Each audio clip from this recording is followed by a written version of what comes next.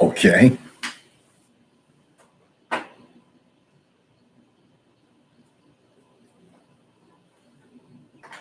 Jason, how you doing there, Jason?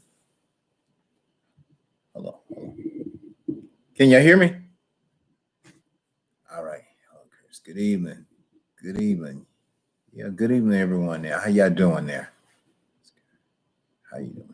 Hey, I'm doing all right, y'all. I'm just hanging in here, busy as ever. Yeah, I'm off work for now. I got tired. I got some rain, and I said, hey, I'm going home. So I've been just rather busy, just working. Yes, we can. All right, good. I'm glad. Yeah, thank you, Jason. Let me know y'all can hear me there. Yeah. So how's everybody been doing? Y'all doing all right out there? Staying busy and safe.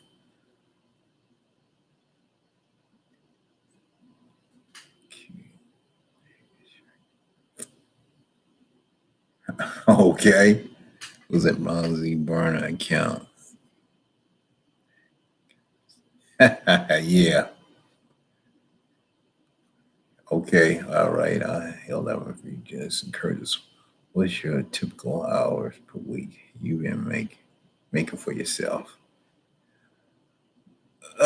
Typical hours per week, man. Oh, you know, when you're working for yourself and you know that this is a seasonal based business, you have to just, keep going because you have all these obstacles, rain, and you just don't. I mean, it's so unpredictable. So that's why I work like I work because I get a lot of free time, especially when it rains and everything starts slowing down. So you gonna have a lot of time off, especially when it rains and then if it gets cold and all per week. So an average week, I mean, I'll do anywhere from 70, 80 hours a week. It just depends. If I want to really just keep grinding out there, grinding all the time.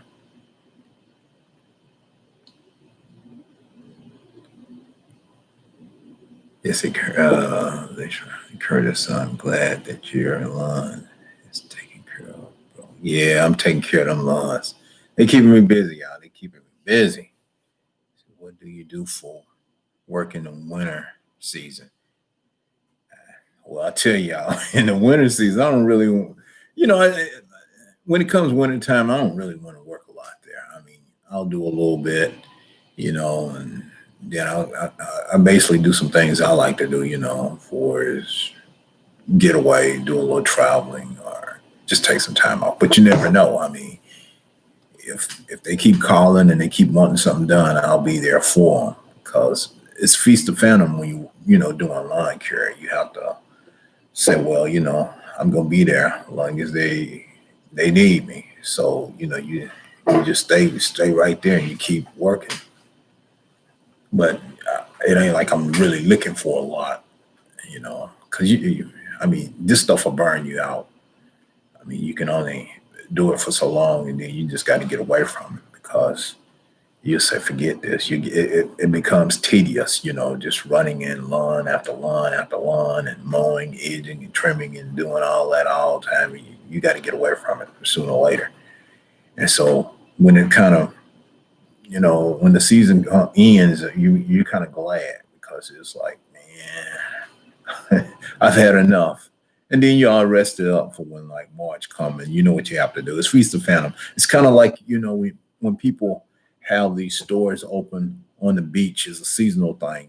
I mean, when the summertime is there, they're making good money. Then when it ends, in the wintertime, it's snowing and ain't nobody at the beach. So, you better be done, put everything away so you can enjoy the winter months and all and get ready for that time again next year. Let's see, Eagle on care. What's up, Mr. Curtis? Getting ready for the leaf season. Leaves are beginning to fall back Kingwood.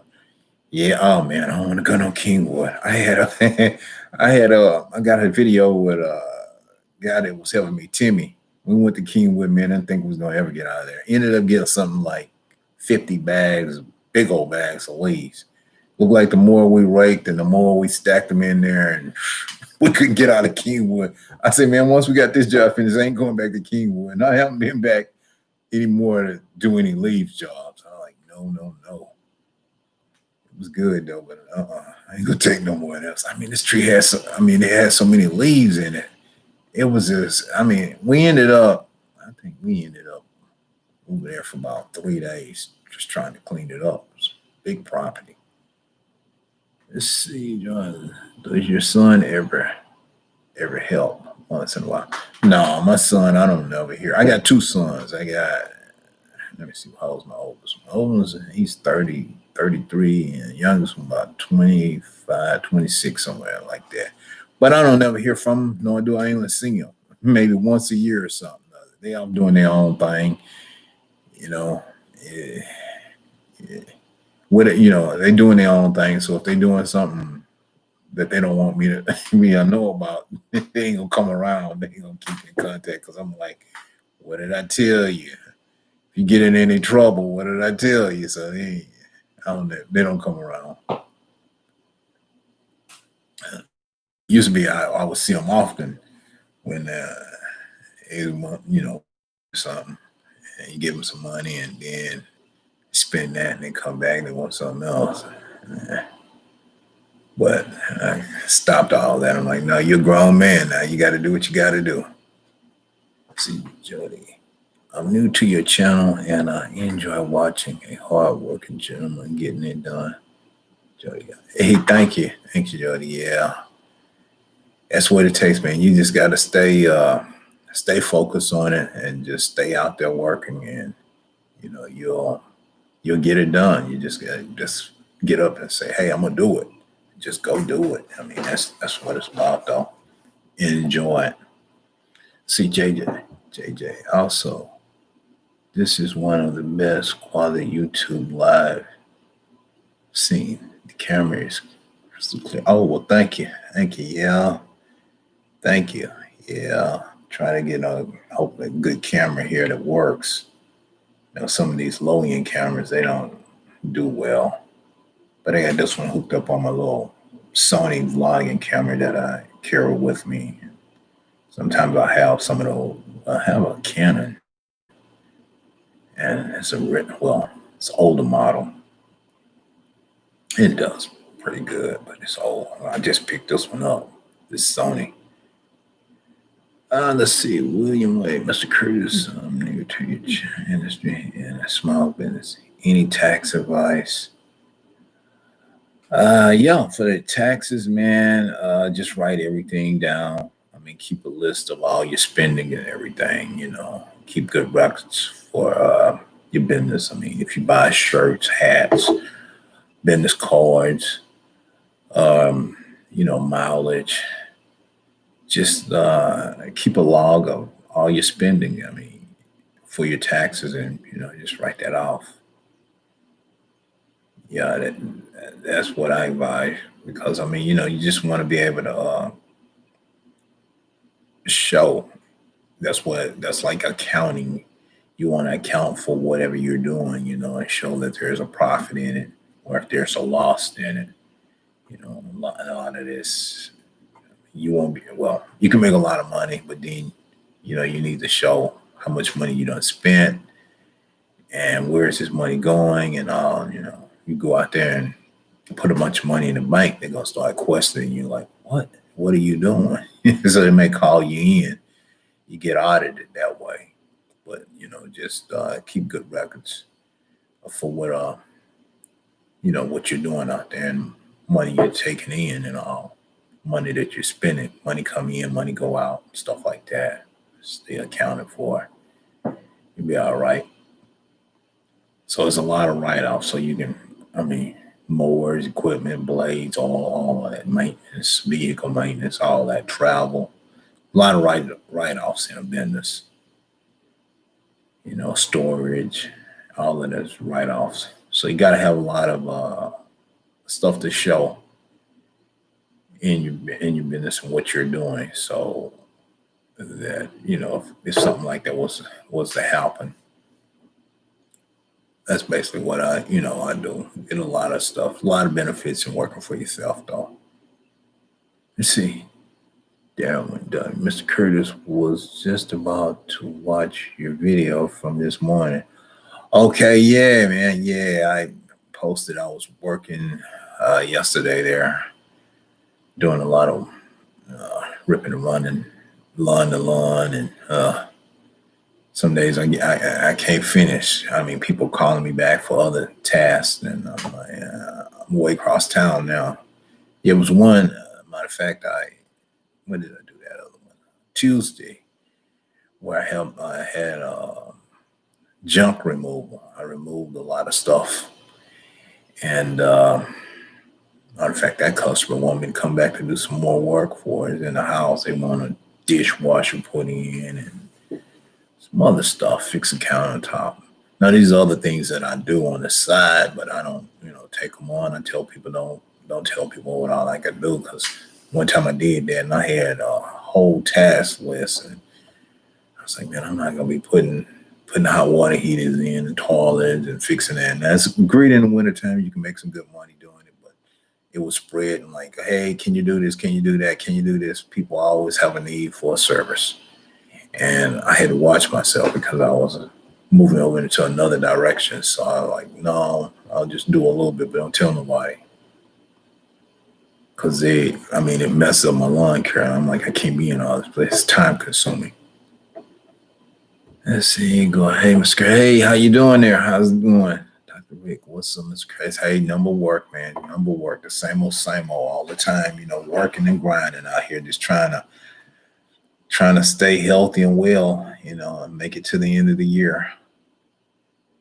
See, Black Fitness. You're awesome. Hey, thank you. Thank you, man. I'm just, hey, trying to do what I can do while I can do it, hopefully. Staying safe. Nice job that you top speed line carrying plus. Oh yeah. Yeah. Trying to stay, stay abreast and healthy where I can go do this. Gotta stay in shape. Like Hood Fitness. I love your video. Hey, thank you. Thank you, man. I mean, I work hard, trying to put out some good content for these videos and all. And it takes time to do it. And sometimes I used to find myself working so much, and then I do a lot of recording, and then it's like, man, I don't even have time to post it. Next thing I know, my phone is ringing. I got a task list I'm trying to fill. I said, wait a minute, let me go and post some of these videos before they stack up, and I never get them posted. Let's see, Billy Jason, hello from Mexico. Hey, how you doing there? Really enjoy all your videos. Working on yard front, 15 years. All right. That's great. Yeah. Let's see, Jason. Let's see. Jason, 1611. Curtis, do you ever log arborist your jobs where you have to cut down trees? Yes. I don't do a lot of tree jobs. It was one year. I got into cutting some trees down, but I don't do a lot of that because, like I said, some of that stuff it'll come up.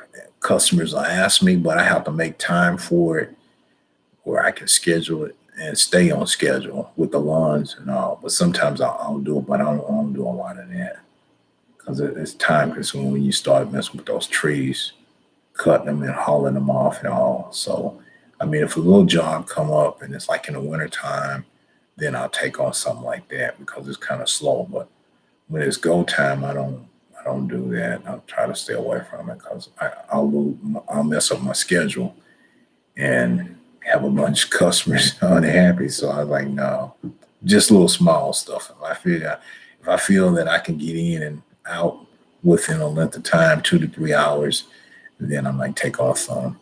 But other than that, no. Just a little trim up. Joseph Curtis, do you ever? Let me see. Oh, there you go. What's up, Mr. Curtis? Keep up the great work. Hey, thanks. Dr. Rick, Curtis, are you afraid of height? Yeah, I'm afraid of height.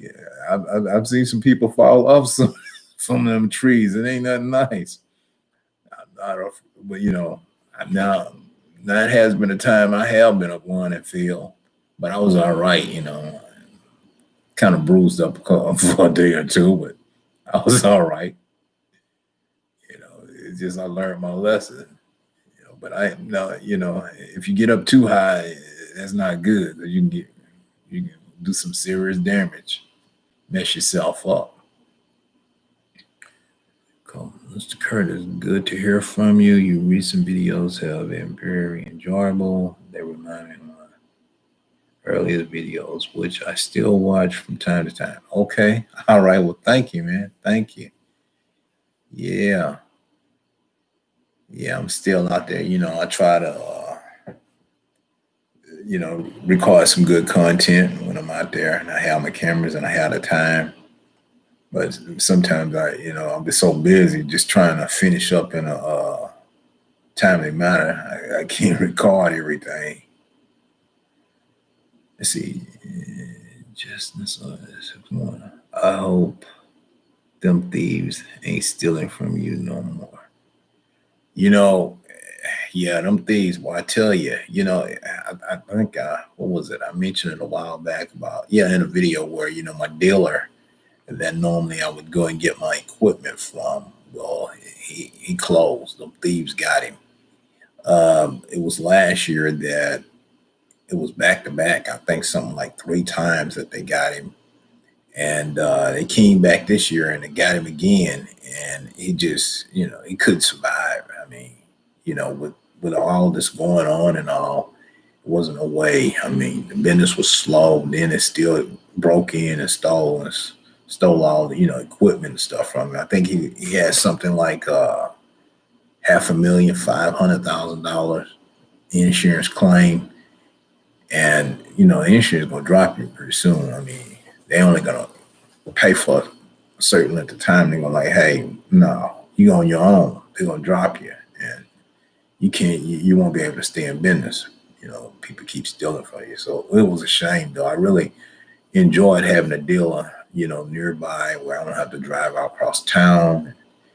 And I just tell him what's up and what I need, and next thing I know, he get it done for me. If I need my mowers fixed, take them in, he get them ready for me.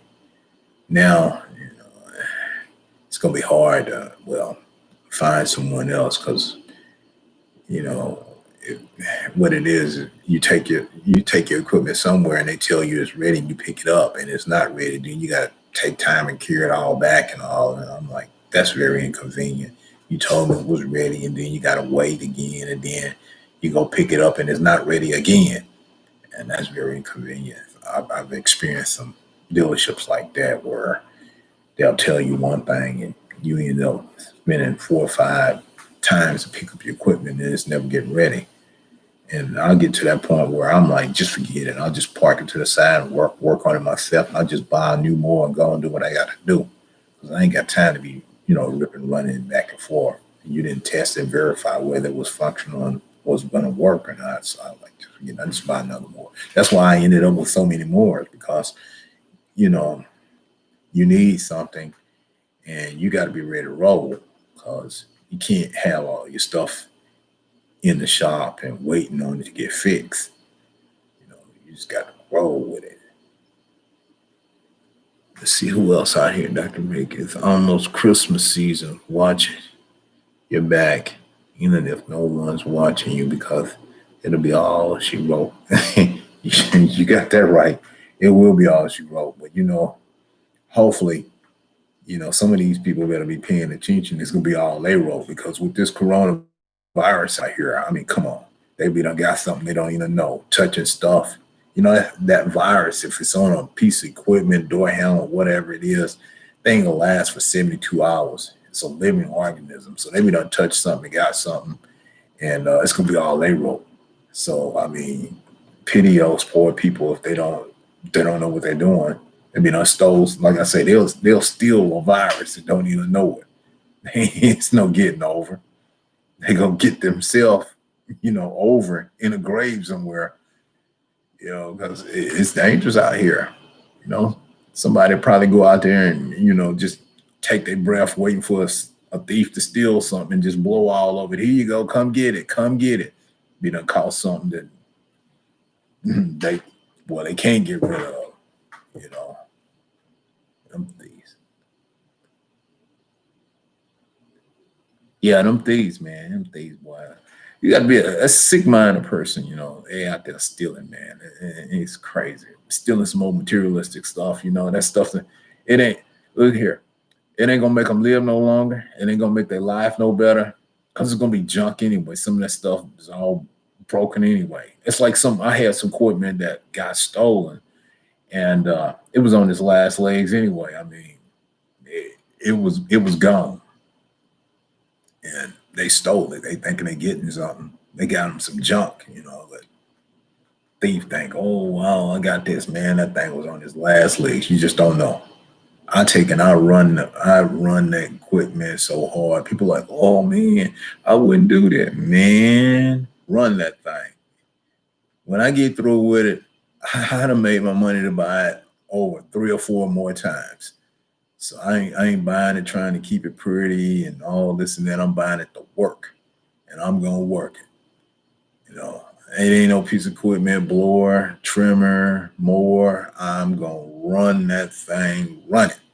That's what I bought it for. You know, some people, oh, I wouldn't put my mower in there. And I ain't worried about it. A thief get it, then what? You done spent your money and they done stole your stuff, and you keeping it all pretty for somebody else. You could be done made your money back off that equipment. Like I say, 4 or 5 times more. So you buy it to make you some money. You know, don't worry about that thing. Run it. That's what I buy them for. I mean, I'll wash them up, keep them half looking good, but I run them. I mean, run them. I mean, you know, I got some of them, you know, where I'm doing 50 yards a week, 60, 70 yards sometime, day in, day out, you know, 10, 15 yards a day, every day. They take a beating. So, you know, and like I said, it's about time for me to buy some new stuff now, you know, but hey, it's still a little bit left in some of them. So, I might even just take and put a new engine on them, but I don't know.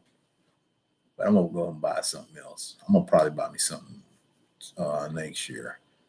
Now, if I know if they wouldn't have had this, you know, all this going on, I would have probably went to Louisville, Kentucky, and I would have made me a list of all, you know, equipment, what more that I would like to purchase next to use. But I, I don't know. I don't know which one I'm gonna get me. I'm gonna buy another more though. But I'm undecided on what I'm gonna get. You know. Let's see. What's with Curtis? Love your YouTube channel. Keep up the great work. Stay cool. Thank you. Thank you. Yeah, man. I'm gonna try to stay cool. This heat it's been rough. It's been brutal out here. It is brutal. I mean, the heat is not nice. Mm. How my days working in that. I mean, like, oh man, if I can get through today. Let's see, K&J Lawn Cure. Let's see.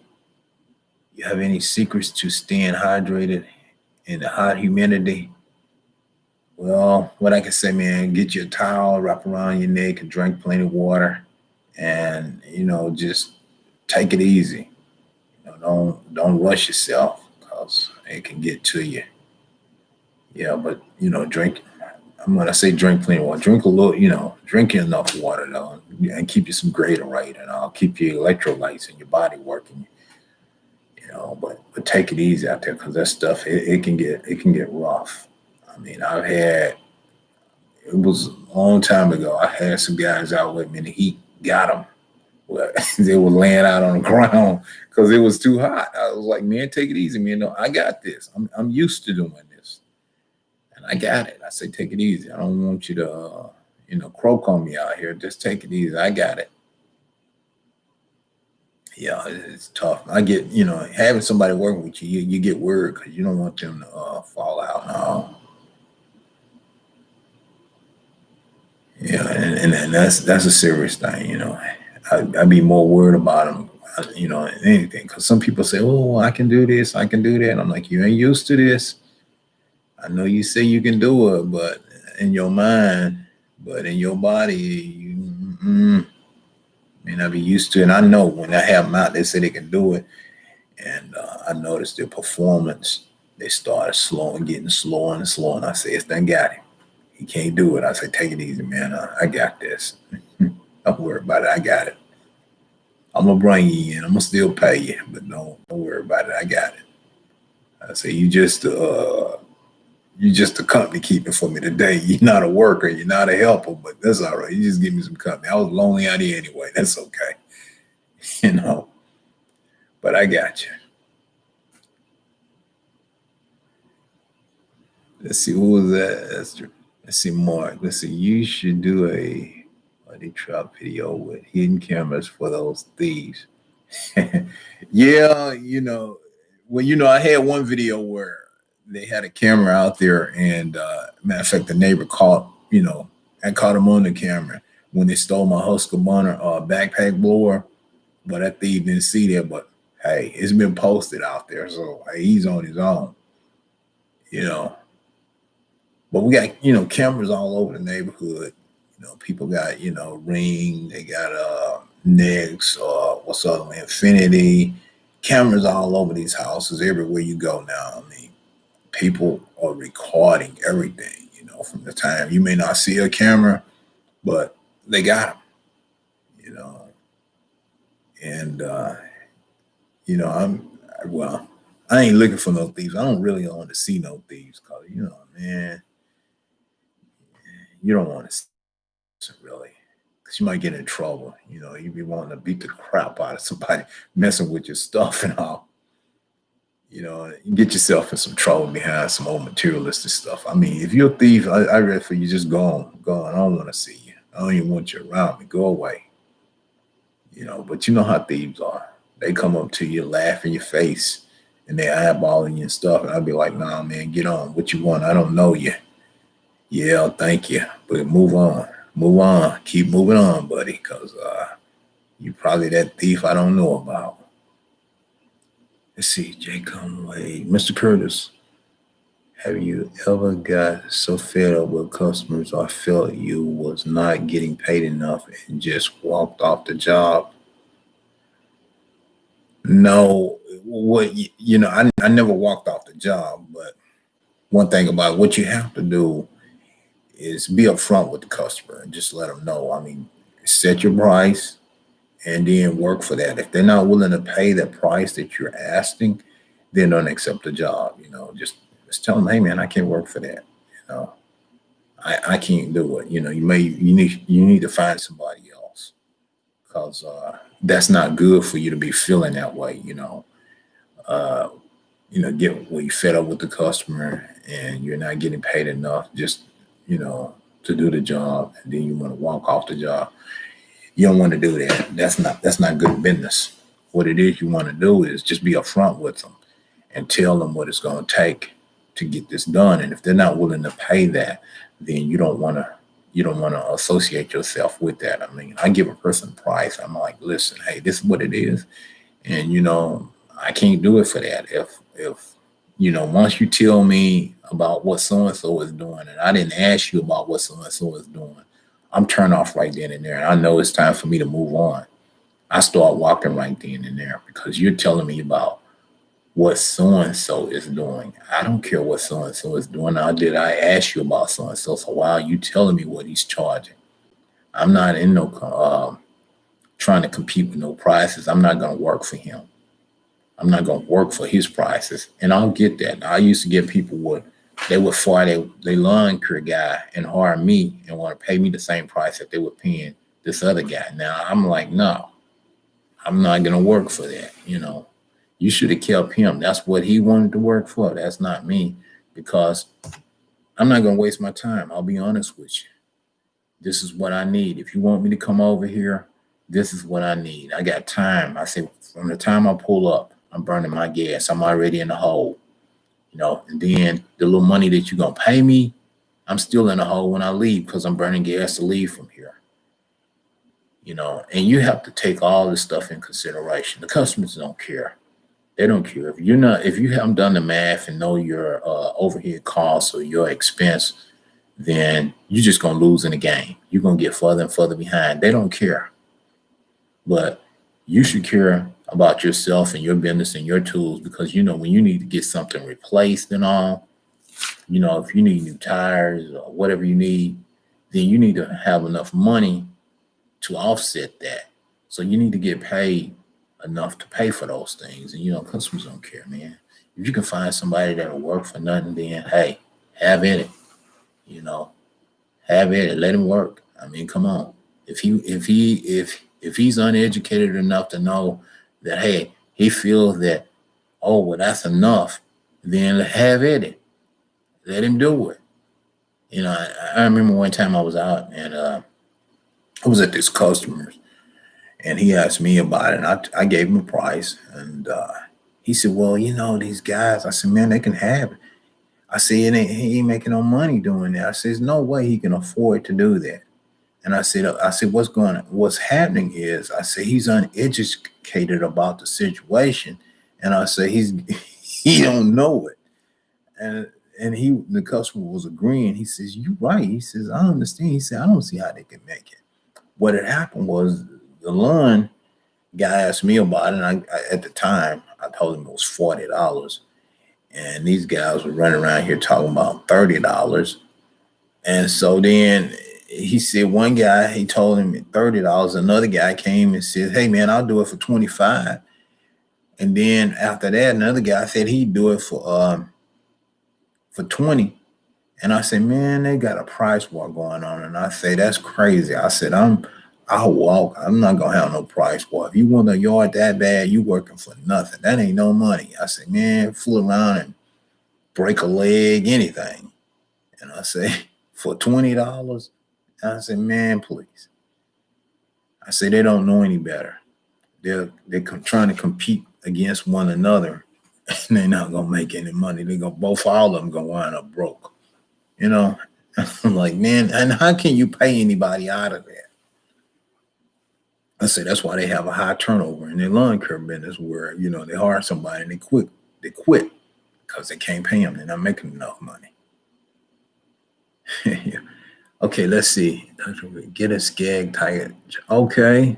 Let's see. Skag 50. Let's see. Skag standard 52. All right. I'm gonna look into that. I'm gonna see. I want to test them out though. Let's see. Off reline. I have not stopped by the Mower shop for a while. Small engine supply. Are they in business?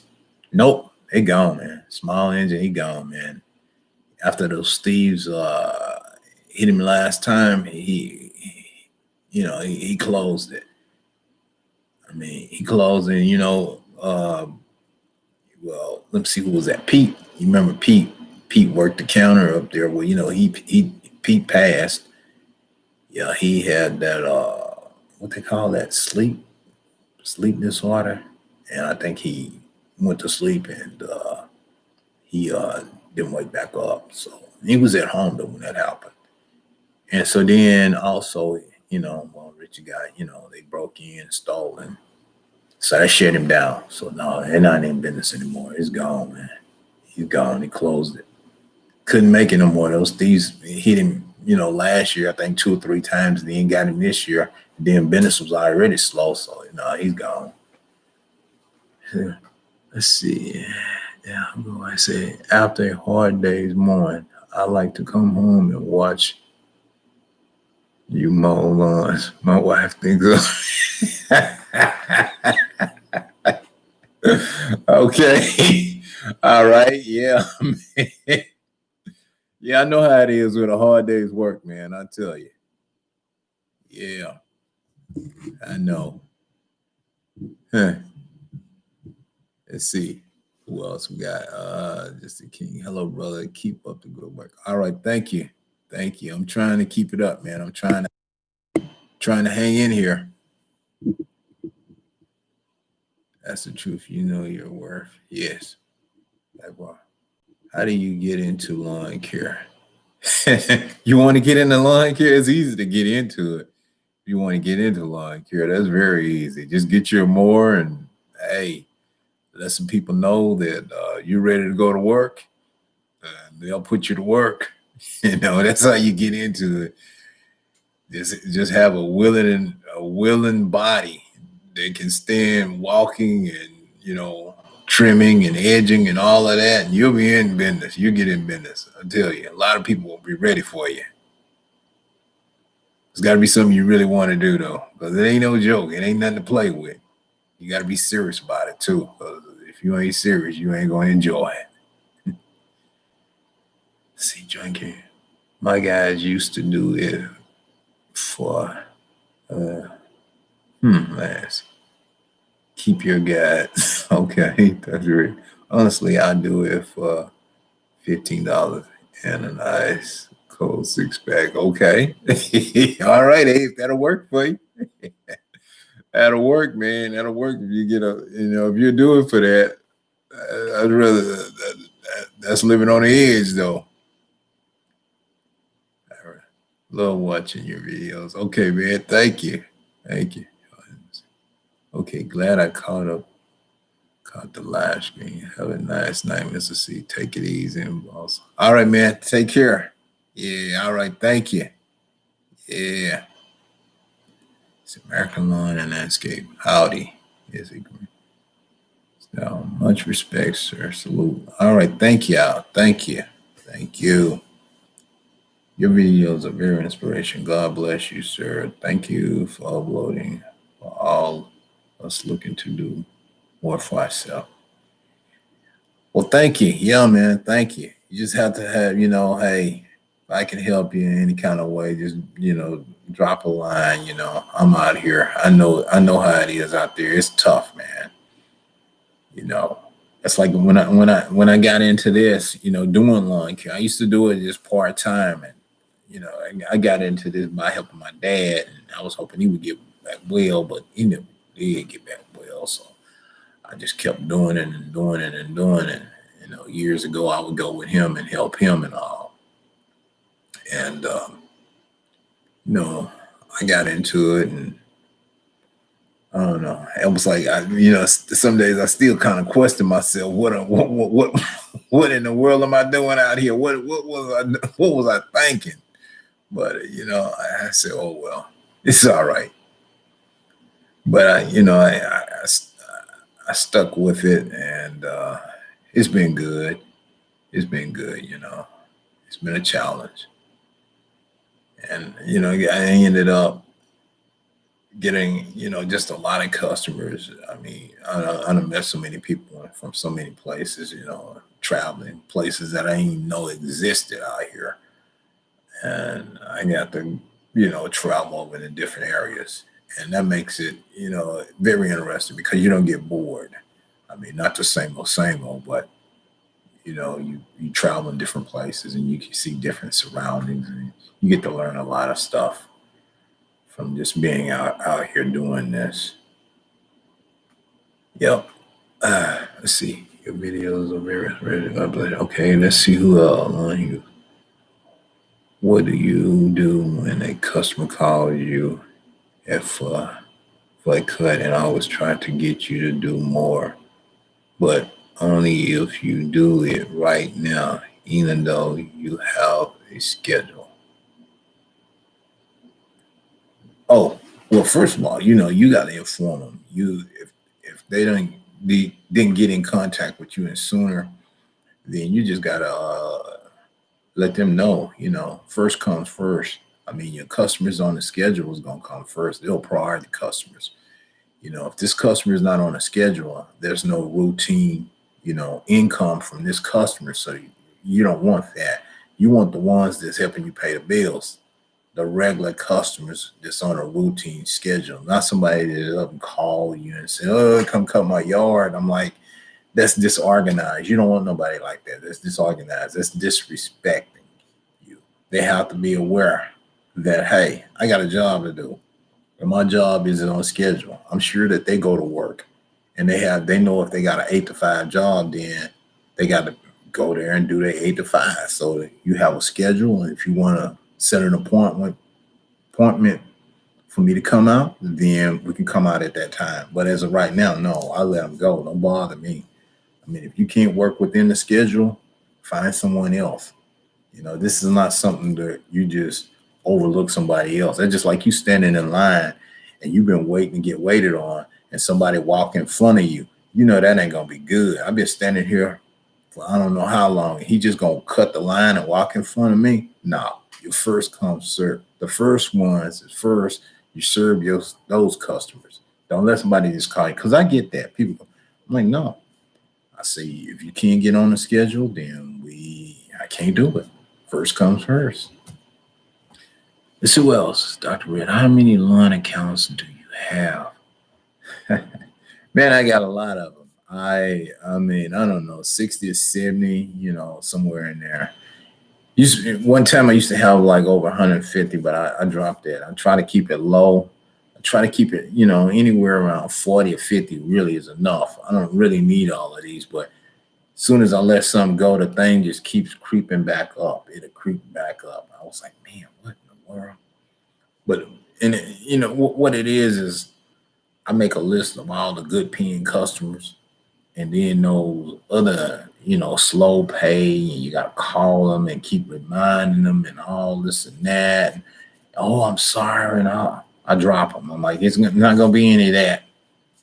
I got to run behind my money. I got to keep reminding you, come on, you're a grown man. You paying the electric bill in that house. The lights ain't off. You're driving a new car. I know the notes get paid. So hey, I need to get paid too. I'm providing the service and I need to get paid. That's just bottom line. Sometimes they'll get mad about it. I'm like, hey, I'm already mad because you ain't paid me. You know what time it is. Everybody else getting their money. Where's mine? You just got to stand up. Let people know.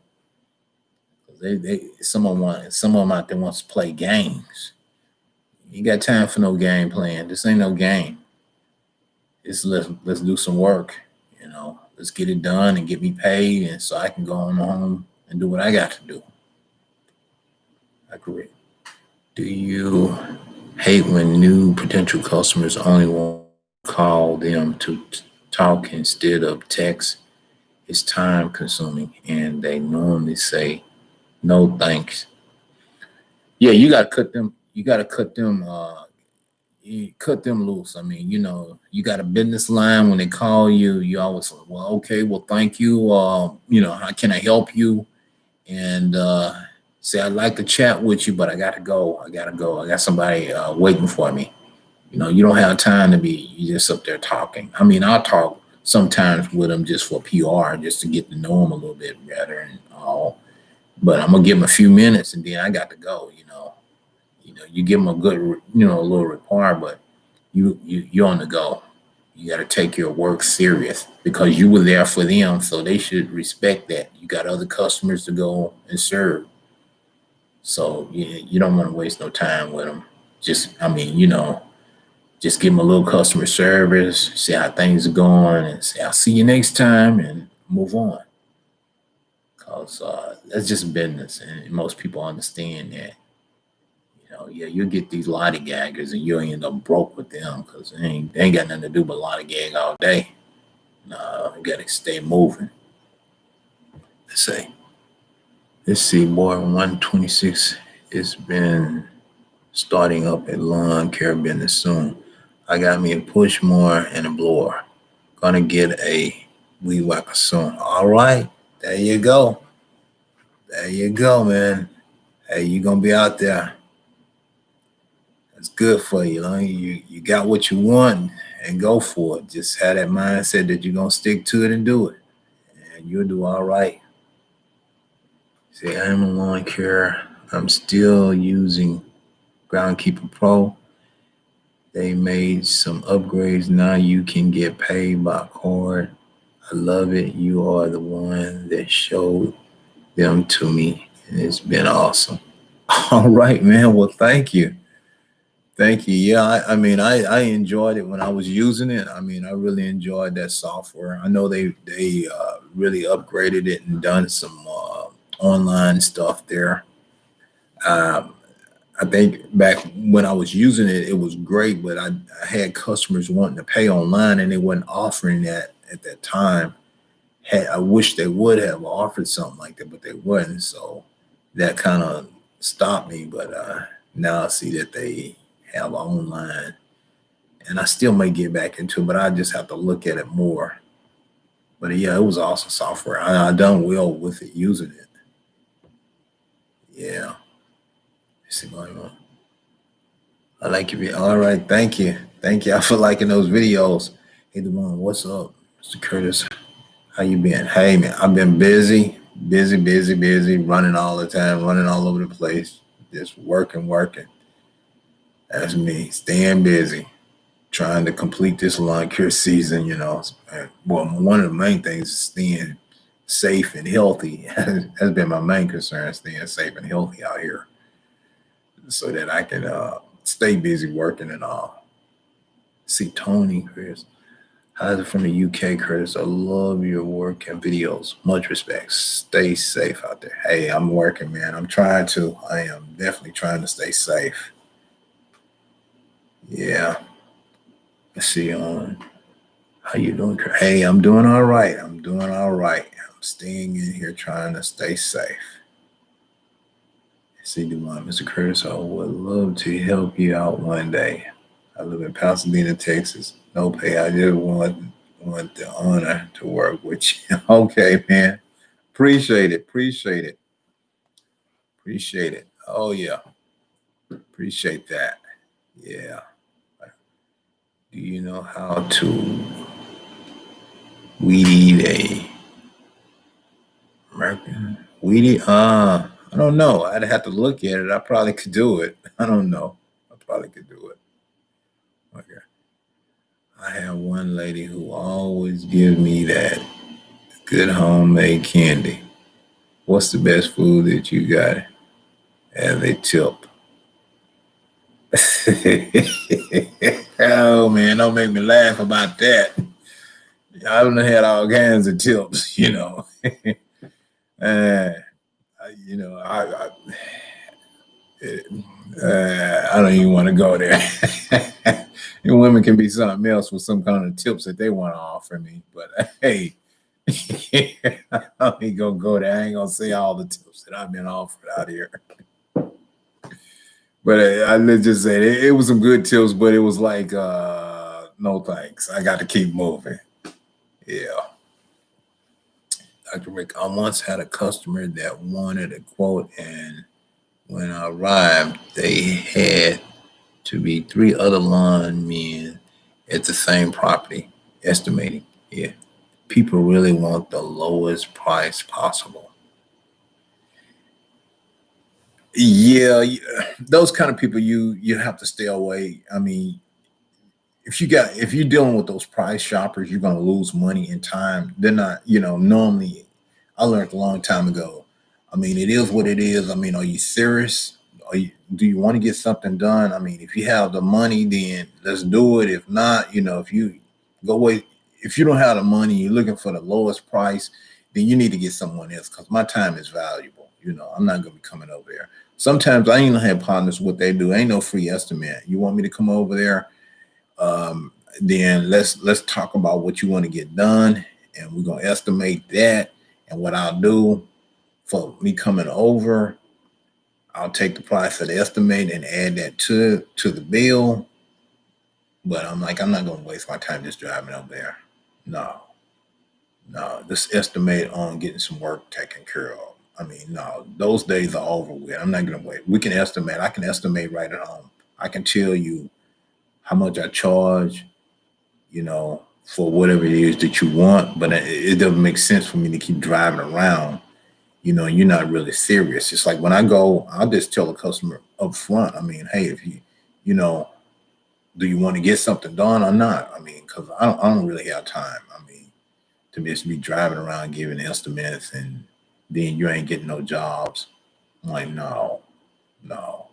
So you got to be upfront with them and let them know. I'm like, how would they feel? Do you feel that way that you want to be driving around all day and wind up with no money and just for some quotes, giving people quotes? No, I ain't gonna do that. The quote is, are you serious about getting something done? Then let's get it done, and we can work it out from there. I mean, you got all these people coming in and out of here. I mean, come on. They putting themselves at risk. I mean, you don't need a lot of people coming around you. talking about no estimates right now with the coronavirus and all. You're exposing yourself to catch something, you know. So you don't need all these estimates. You better talk on the phone to them and see what they want to get done, and we can go from there. But I ain't gonna be going around you trying to give you no estimate.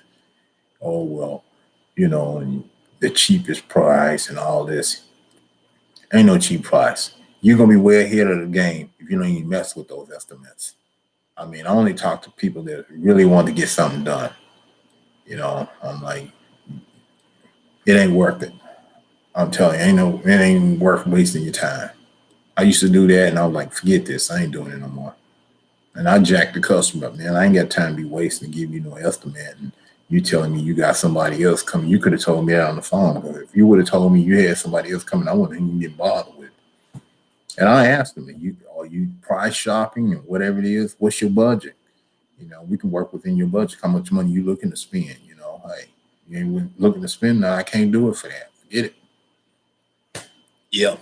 Who else? Mark, I fell out. The message is helpful review. Okay. All right. All right. I'll get that message there. All right. I'm gonna get that one. All right. Peanut butter cookies. Peanut butter. Hey, some good cookies, man. I'm gonna cook me some now. Some peanut butter cookies. Y'all haven't had none in a while. In fact, I got some peanut butter. I think I'll fix me some peanut butter cookies. Yeah, I'm gonna cook me some of them. Oh man, you don't like that shaky pudding? Did you want to take over your dad's lawn care business? Did I want to take over my dad's lawn care business? No, I wouldn't. No, I didn't want to take it over. Like I said, my dad got sick, and he couldn't do it, and so these people kept calling, and I was volunteering. My mom says, "Oh well, my son to take care of it," and I was like, "I will." And so I was like, "Okay," because I was hoping my dad would get back well. I mean, I had my own business. I had a computer business, consulting business, and I was doing very well in what I was already doing, and I didn't, I was like, man, I'm just adding on more stuff on my task list here. So I ended up running my computer business, my consulting business, and then I had the lawn care business going. And I was like, man, people were like, you need to slow down. You're burning the candle on both ends. And I was doing that. But, in the others, well, doing the consulting business and the computer business, I made way more money than I could possibly make doing lawn care. And it was a lot easier, you know. I mean, I'm in air conditioning all day, and I can make more money in one day with my consulting business than what it take me a whole week to make it. And I'm mowed all these yards, because you're working in companies, and companies they got to have their own computers and networks and servers up and running. You make good money in that. I mean, 150 an hour. So hey, lawn care, you running all day. Shoot, But times bring about a change, and so that's what really got me into it. Sticking there and staying, help my parents out and all. Money and everything. So, but I stuck back and to stay and help them, and so that's what got me in basically taking it on and carrying it on and all. So, and I'm glad that I did, but hey, I gave up a lot, doing this, and I mean, it's been all right. It's been all right though. You're one of the most honest people known on YouTube, and there's no reason to consider some overgrown properties. All right, well, thank you. Yeah, thank you, Jake. This makes okay. Agree. When I used to mow down in the sticks, customers offered me some moonshine. Okay. Matter of fact, I get some customers who would offer me liquor. Matter of fact, sometimes Christmas I used to get wine and stuff. I'd be like, man, just give me the money. Let me get my own Christmas gift. I don't want no wine, beer, and all of that stuff. No, I don't need that. But I'd go on and take it, and some of it I would end up giving it away because I'm like, I don't need any liquor. Let's see.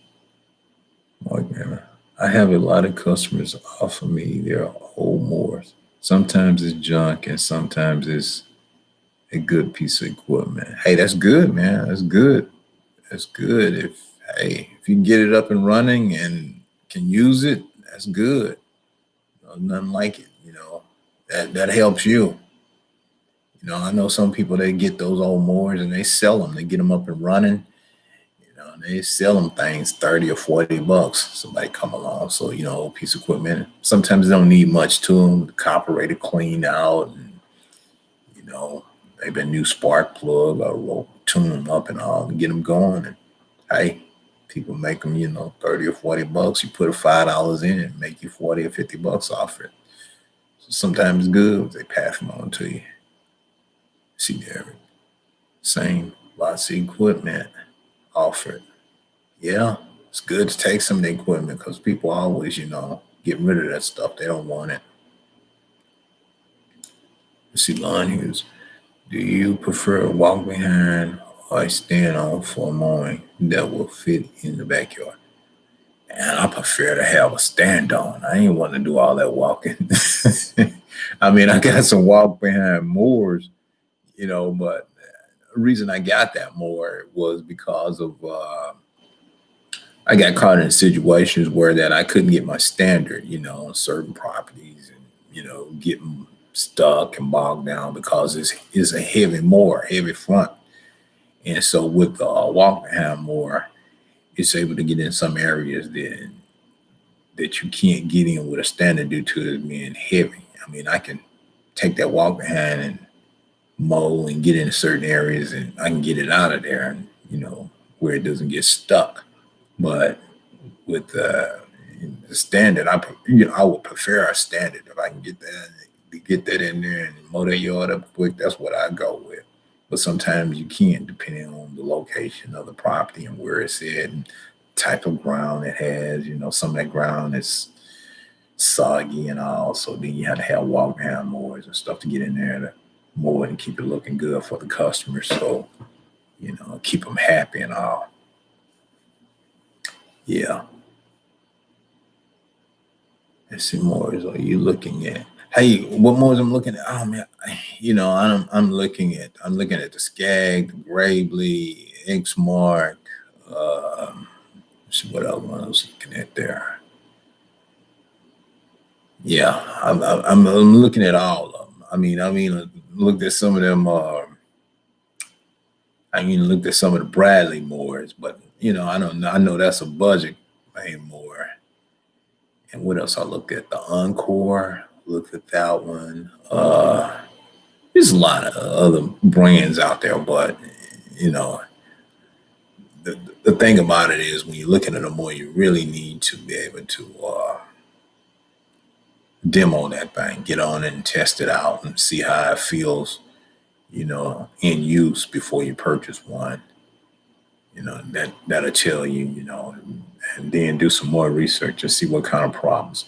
Basically, all of them have the same. They'll use a Kawasaki engine, Kohler engine, and same horsepower and everything. The only thing that you're really purchasing is the chassis and what wheels, transmission, if they had them 3100 hydro pumps on them, commercial grade hydro pumps.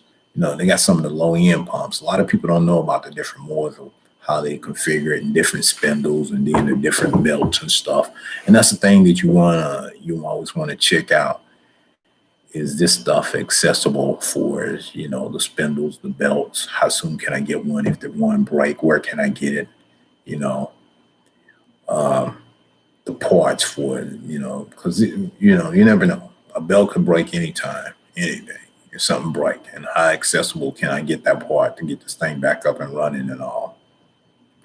And so that's what you look for in a more. And then how much it costs. I mean, you might have the Skag over here, and you may have the Gravy over here, and just to replace the belt on the Skag is 100, and then over here the Gravely to replace the same type of belt for the pulleys is $50.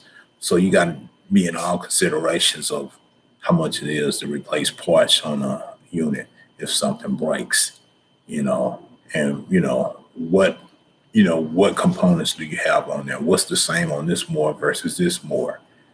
You got different levels, different springs. If something gets out of whack and you need to know, is it fixable? Like the front end of it, if something gets bent, can you drop that front end off and replace and put another front end on it? Or it's just a burnt deck. You got to buy the whole deck to rebuild this thing. So it's a lot of stuff you have to consider when you purchasing a mower, knowing the ins and out of the mower, all the different components and stuff on those things. And that's stuff that you look at and you study, like where's the nearest dealer? Or can they overnight me what I need? Stuff like that. You got to be considerate when you're looking at a mower. All right, Bradley, how do you ever drink a cold beer after working in the heat? No.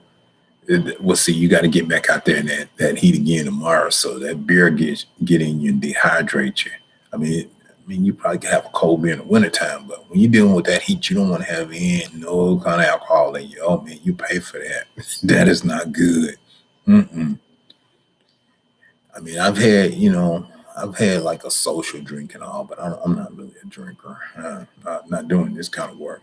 You don't want to do that because it does something to your body. You just don't feel good at all. Hot, you be dragging slow because of the alcohol in your body. It messes with you, so you don't want to have nothing but some water really in you, water and Gatorade, because you're in the heat. So I mean, good cold beer is good. Yeah, I've had beer, but not doing this type of work right now. No. So I don't mess with that stuff there. Decent. Is the money from YouTube decent? Money from YouTube, that's just an AdSense account. And what it is they'll run commercials on the video. And certain advertisers, pay different fees to run like a video and run a commercial on the video and all. And the money, it depends on what you're in. I mean, if you like an investment, cars or whatever, you can make some good money in it. But some of these other stuff, per meal, it's like they pay like, let me see, 1,000 views, maybe $2 or $4 and all. So money's not that good. I mean, you got to work a lot. I mean, I do this thing as a hobby just for the fun of it, but it ain't the money. The money ain't that good in it. If the money was good, I'd be saying I'm quitting doing lawn care and I'm just gonna do YouTube's videos from now on. I'm not gonna do no more lawn care, but it ain't that good, so I can say that. You hear these people say, "Hey, I'm quitting my job. I'm gonna be a YouTuber full time now," and I'm like, "Man, you gonna quit your job to be a YouTuber?" So that tells me that you are really making some money on YouTube. And I mean, there's some out there really make good money on YouTube. I mean, there's guys out there making money on YouTube for is like, they're pulling down 20, 50, $100,000 a month, but they're in a different area. They're not in lawn care. They offering some type of investment, education, something like in that area, healthcare, something that can help people and all. You can make money in that area, but out here doing this lawn care, you better go get you a lawnmower. You can make more money with your lawnmower than you can on that YouTube video. Talking about some lawn care. I mean, like I said, I do it for a hobby. It's just fun meeting people and all. You don't hear Curtis up here talking about, "Hey, I'm putting the mowers up, y'all, and from now on, I'm gonna be a full-time YouTuber." Shoot, man, I'll be a broke YouTuber if I was depending on doing these videos for lawn care. Gonna have some money in my pocket. No, I ain't saying that. I'll have to go open up a new channel and get in. Probably you see me buying me some new cars over here, buying these what the hell, Hellcat, Lambo, Aventadors, McLaren, all of that. I'm like, man, where those guys getting this kind of money? And on that car content pays. So I was like, man, well, I guess, hey, if I was getting $30,000 a month for videos out here on YouTube, You see me pulling up in one of them, buying a car every other month and all. I'll be like, what the world? You know? But you see me, man, I don't even make enough money off this YouTube to buy a lawnmower. Shoot. No, man, this ain't nothing. Yeah, I'm up here. I'm up here. I probably need to get a GoFundMe page. Help me, man, because hey, money out here. I know a lot of people see this stuff, but I'm in the wrong area. If you're looking for money, and I know a lot of people talking about how's the money in YouTube. Like, depends on what you in. I mean, lawn care now. I mean, you lucky. You get like 1,000 views. You figure 1,000 views, you make like I done a video. Video got maybe 2,000 views. I got $2. Shoot for that one video. I mean, come on. People look at them. I'm like, man, come on. And then it depends on, the ads. These people ain't paying nothing. You ain't gonna make nothing off of that. I'm just being real about it. I ain't gonna be up here like, yeah, man, the money's good in YouTube. Not for me, it ain't. For some of these others, because these others are showing what they making, and they laughing all the way to the bank. And I'm like, what? I say, man, this guy, all he does is sit at home in front of a camera and talk about a product, and he's pulling down $20,000 and $30,000 a month in the air condition. He never leaves his house. I'm out here running behind a mower in a hot heat, and I'm getting $2 for a video. Man, please. No, I'm just being honest with you. It's the truth. That's what it is. That's what you'll see a lot of times. You see people start out doing these lawn care videos and then they stop because they ain't making no money. They may say, oh, I'm going to do some videos. And they'll do them for a little while. But, I mean, then they'll stop. They'll put one here and there. And then some of them will keep going. Now, if you get some sponsorship deals where you got vendors giving you $10,000 mowers, $15,000 more, $20,000 more, then you make it out. If you get some brand deals, some sponsorships, people pay you some money for a video or, to use their products and all, then, yeah, you make out like that. But I ain't got no sponsorship deals. I ain't getting no brand deals. Ain't nobody coming to me saying, hey, we want you to do a video for us. They'll come to me and offer me a product to show in a video, but sometimes it's stuff that I don't even want. This ain't what I'm gonna do with this. I'll turn down a lot of that stuff. I'm like, I don't want it. I ain't gonna be bothered. I ain't doing a video for that. I'm not, no. What is that?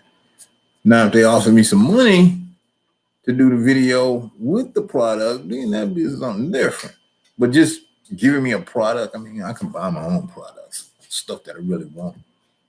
Not something that I don't want to. Hopefully, they generate them a sale. But, hey, no, it's not making me no money. Yeah, and that's what it is. I know a lot of people get into that, but don't buy into that stuff. I mean, it's a lot of work going to this, y'all. A lot of work going to when you're doing it, the videos. And I mean, you got to edit it. You got to have software, computers, all this and that. And this some big time YouTubers. They make a lot of money. And another thing, some of them have managers where they have these skits and role plays and all of that. And that's where the money's at. The ones that have the managers and coaches and everything and tell them, oh, they making money. That's where you make your money. Let's see who else. Ryan, second year in, and I'm still struggling to make trimming line last. Any tips? 20-foot scrum last, man. Well, Brian, it just depends on what type of trimmer line you use, and the grade of the trimmer line and how you hold that trimmer. A lot of times people hold it 2 foot to the ground and it digs in, and it depends on the trimmer line that you have. I mean, some of it be some cheap material, cheap powder what they use them, and some of them would be some good. I mean, it's best to buy the best trimmer line you can use, like the .05. Let me see one I use. I've had for about a year now, and I've been using the steel that It's the green kind. It's something like that ugly line they used to sell, but it's been pretty thick. It's real thick and it does pretty good. But some trim lines, man, it ain't gonna last. But that's where you have to figure all that stuff into your cost of doing business, where you pass that on to the customer because you're using it at their property. So that's where you figure all that stuff in for supplies and material, overhead costs to operate the business. So you have to figure that in, that you're going to use all of this product to do these jobs. So that's an expense, and you can write that off, trim a line, all that stuff. Okay, so let's see, Brian H. Thick screen. What kind do you use? Okay, let's see, Brian H. 0.08. Okay. Are you edging with the screen? Okay. I heard edging eats the screen. Okay. Do you have customers who just love to come out and talk and hold you up every visit? Yep. You have some of them. Yep, you have some of them. Yeah. You have to program that phone to ring so you can get away from them. Program your phone to ring so you can get away. Yeah, some of them love to talk. They get lonesome and they just want to come out and talk to somebody. If you're having an amazing night, yeah, I'm having one. Yeah, man, I'm having one. Just taking it easy. What's up, Curtis? Do you have any properties on your schedule coming up where you can use your gravely zero turn? No, not right now. I mean, let me see what I got. I don't have really no big properties. I don't know. I may get it out next week where I can use it. I don't know. I think I got one big property. Oh, I got to look at my schedule and see what, because I've been basically working on some of the smaller properties. Yeah. And let's see who else. Steel 105 thick. Yeah, that steel is good, but I use that 95, the point 95. It's been pretty good. Let's go. A lot of lawn people don't use guards on their trimmer. It's smart, and at the same time, it isn't. Yeah, I know a lot of people, they take those guards off and all, and I know you can mow a lot, you can trim, and it's supposed to be this and that. So one time I thought about that, and I asked them about it. Matter of fact, I talked to the manufacturer about it. I said, by taking this guard off of here, they said, well, what it does, it voids the warranty and it burns the engine out.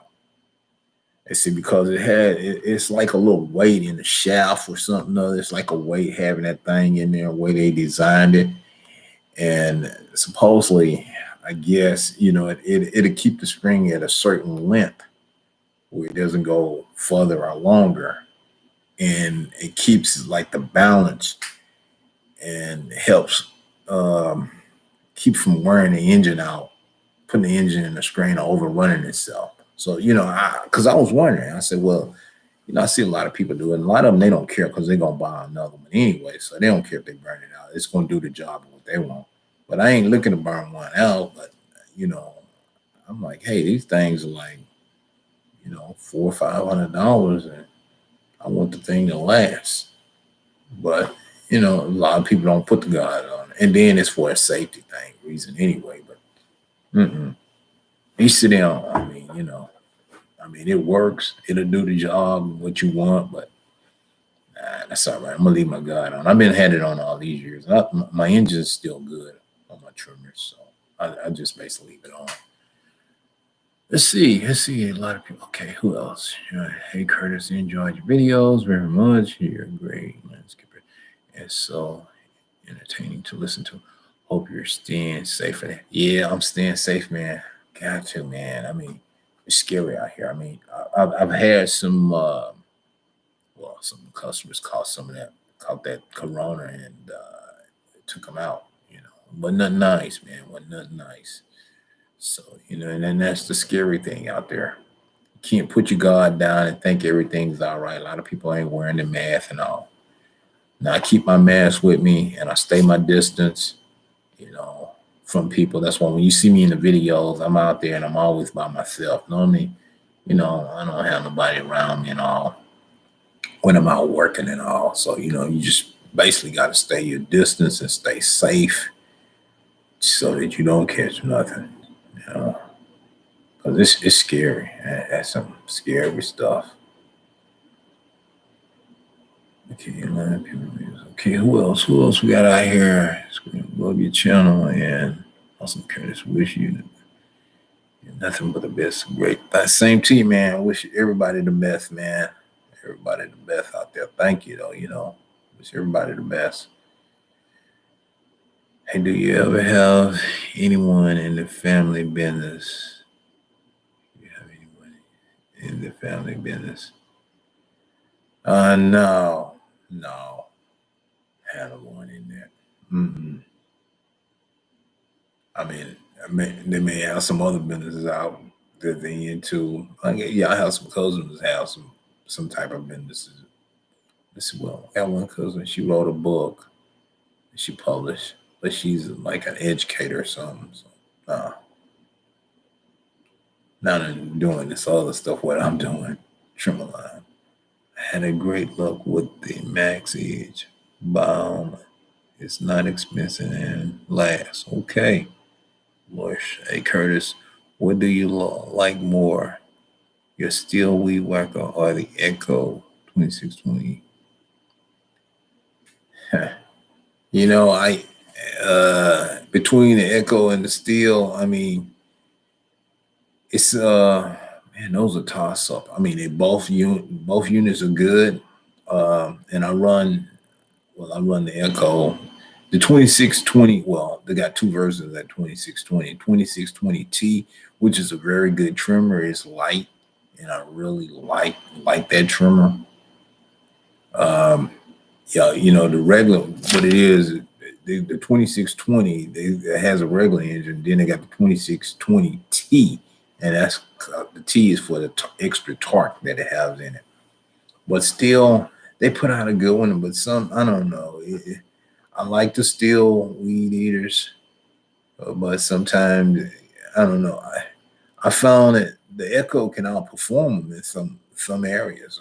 I've used it. I found that I got the 30, I think the 30, yeah, that big one that they make, and I put them side by side on some jobs, and that Echo, uh, and that thing is a beast. It'll just, really go. And I put the steel out there, and it'll do the job, but it's just something with that Echo. I don't know how to, I don't know how to say it, but Echo, it performs.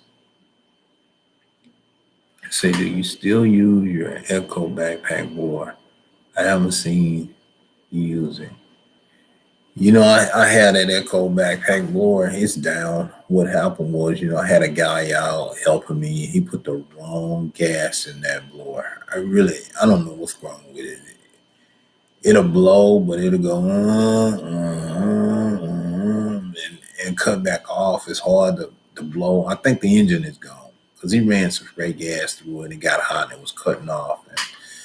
And I was like, oh man. So I don't know. I may pick up a new engine for it and put in that blower. But that's what happens when you have somebody with you. I don't know. Sometimes people, I think, do things on purpose. I went over and over and showed the guy what gas to put in. Small cans is a mix, large cans is regular gas. And he caught me when I wasn't looking, and I didn't know he filled the blower up with regular gas, and that thing cut off, and it has never ran right since. But I still got it, and I don't know. I may fix it, I may not. Sometimes, I need to buy put some new scraps on there, and put a new engine. So I think I would be out about $130 to fix it, but I don't know. I don't know if I'm gonna mess with it. Ryan Scott, you still use your helper Gary? No, no. That one time with Gary was enough. No, I never used that guy. No, that guy, well, I was just helping him, He wanted to, I don't know, he wanted to make some money, but he wasn't a worker, you know. And he was very hard to teach and doing this. I mean, he was learning a few things, but I don't think it was just really in him. It wasn't really in him to do this lawn care. A lot of times people they do, as I was saying, people do anything for money, and that's kind of what that was. He wanted to do something for some money. And he wasn't really wanting to do it because he liked doing it. He was just doing it for some money. And it was oh man, oof, that was tough. I don't want no more like that. Let's see. Let's see, Max. How do you how do you look? I don't know. I don't know. Well, I gotta get some sleep, Curtis. Lots of rain here lately, and business is picking back up. Good night, everyone, and God bless. All right, man. Take care, man. Appreciate it. Appreciate you taking the time out and checking out the live screen here. Thanks a lot there. Have a good night there. All right. Take care. Back to why do you who's this? What do you want? Oh, okay, I don't know who that is. Eminem. What's your most used lawnmower? And what's your favorite lawnmower for your bigger yards? For my bigger yards,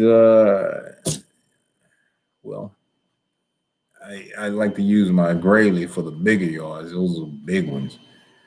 But mostly, I've had a lot of good luck with using my that right stand on mower that I have, not the walk behind one, but the one that I stand on.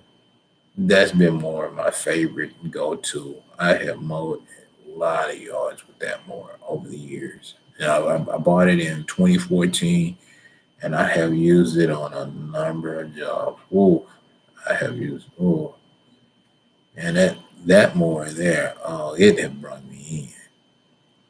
I hop on that and get a yard taken care of in a matter of no time. Oh, somebody called it. Oh well, get it later. Yeah. Let's see. Okay. I guess he. So I guess he got fired. Let's see. Let's see. Yeah, I'll let him go. Let's see. Let's see. Thanks again for your time and knowledge. Be safe out there, bro.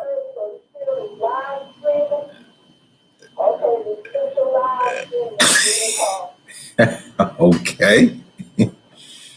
All right, Derek. Thanks again for your time and knowledge. Okay, thank you. Thank you. When are you gonna retire from lawn care? I don't. Yeah, I don't. Well, that one there. When I'm gonna retire, I don't know. I don't know. I'm probably.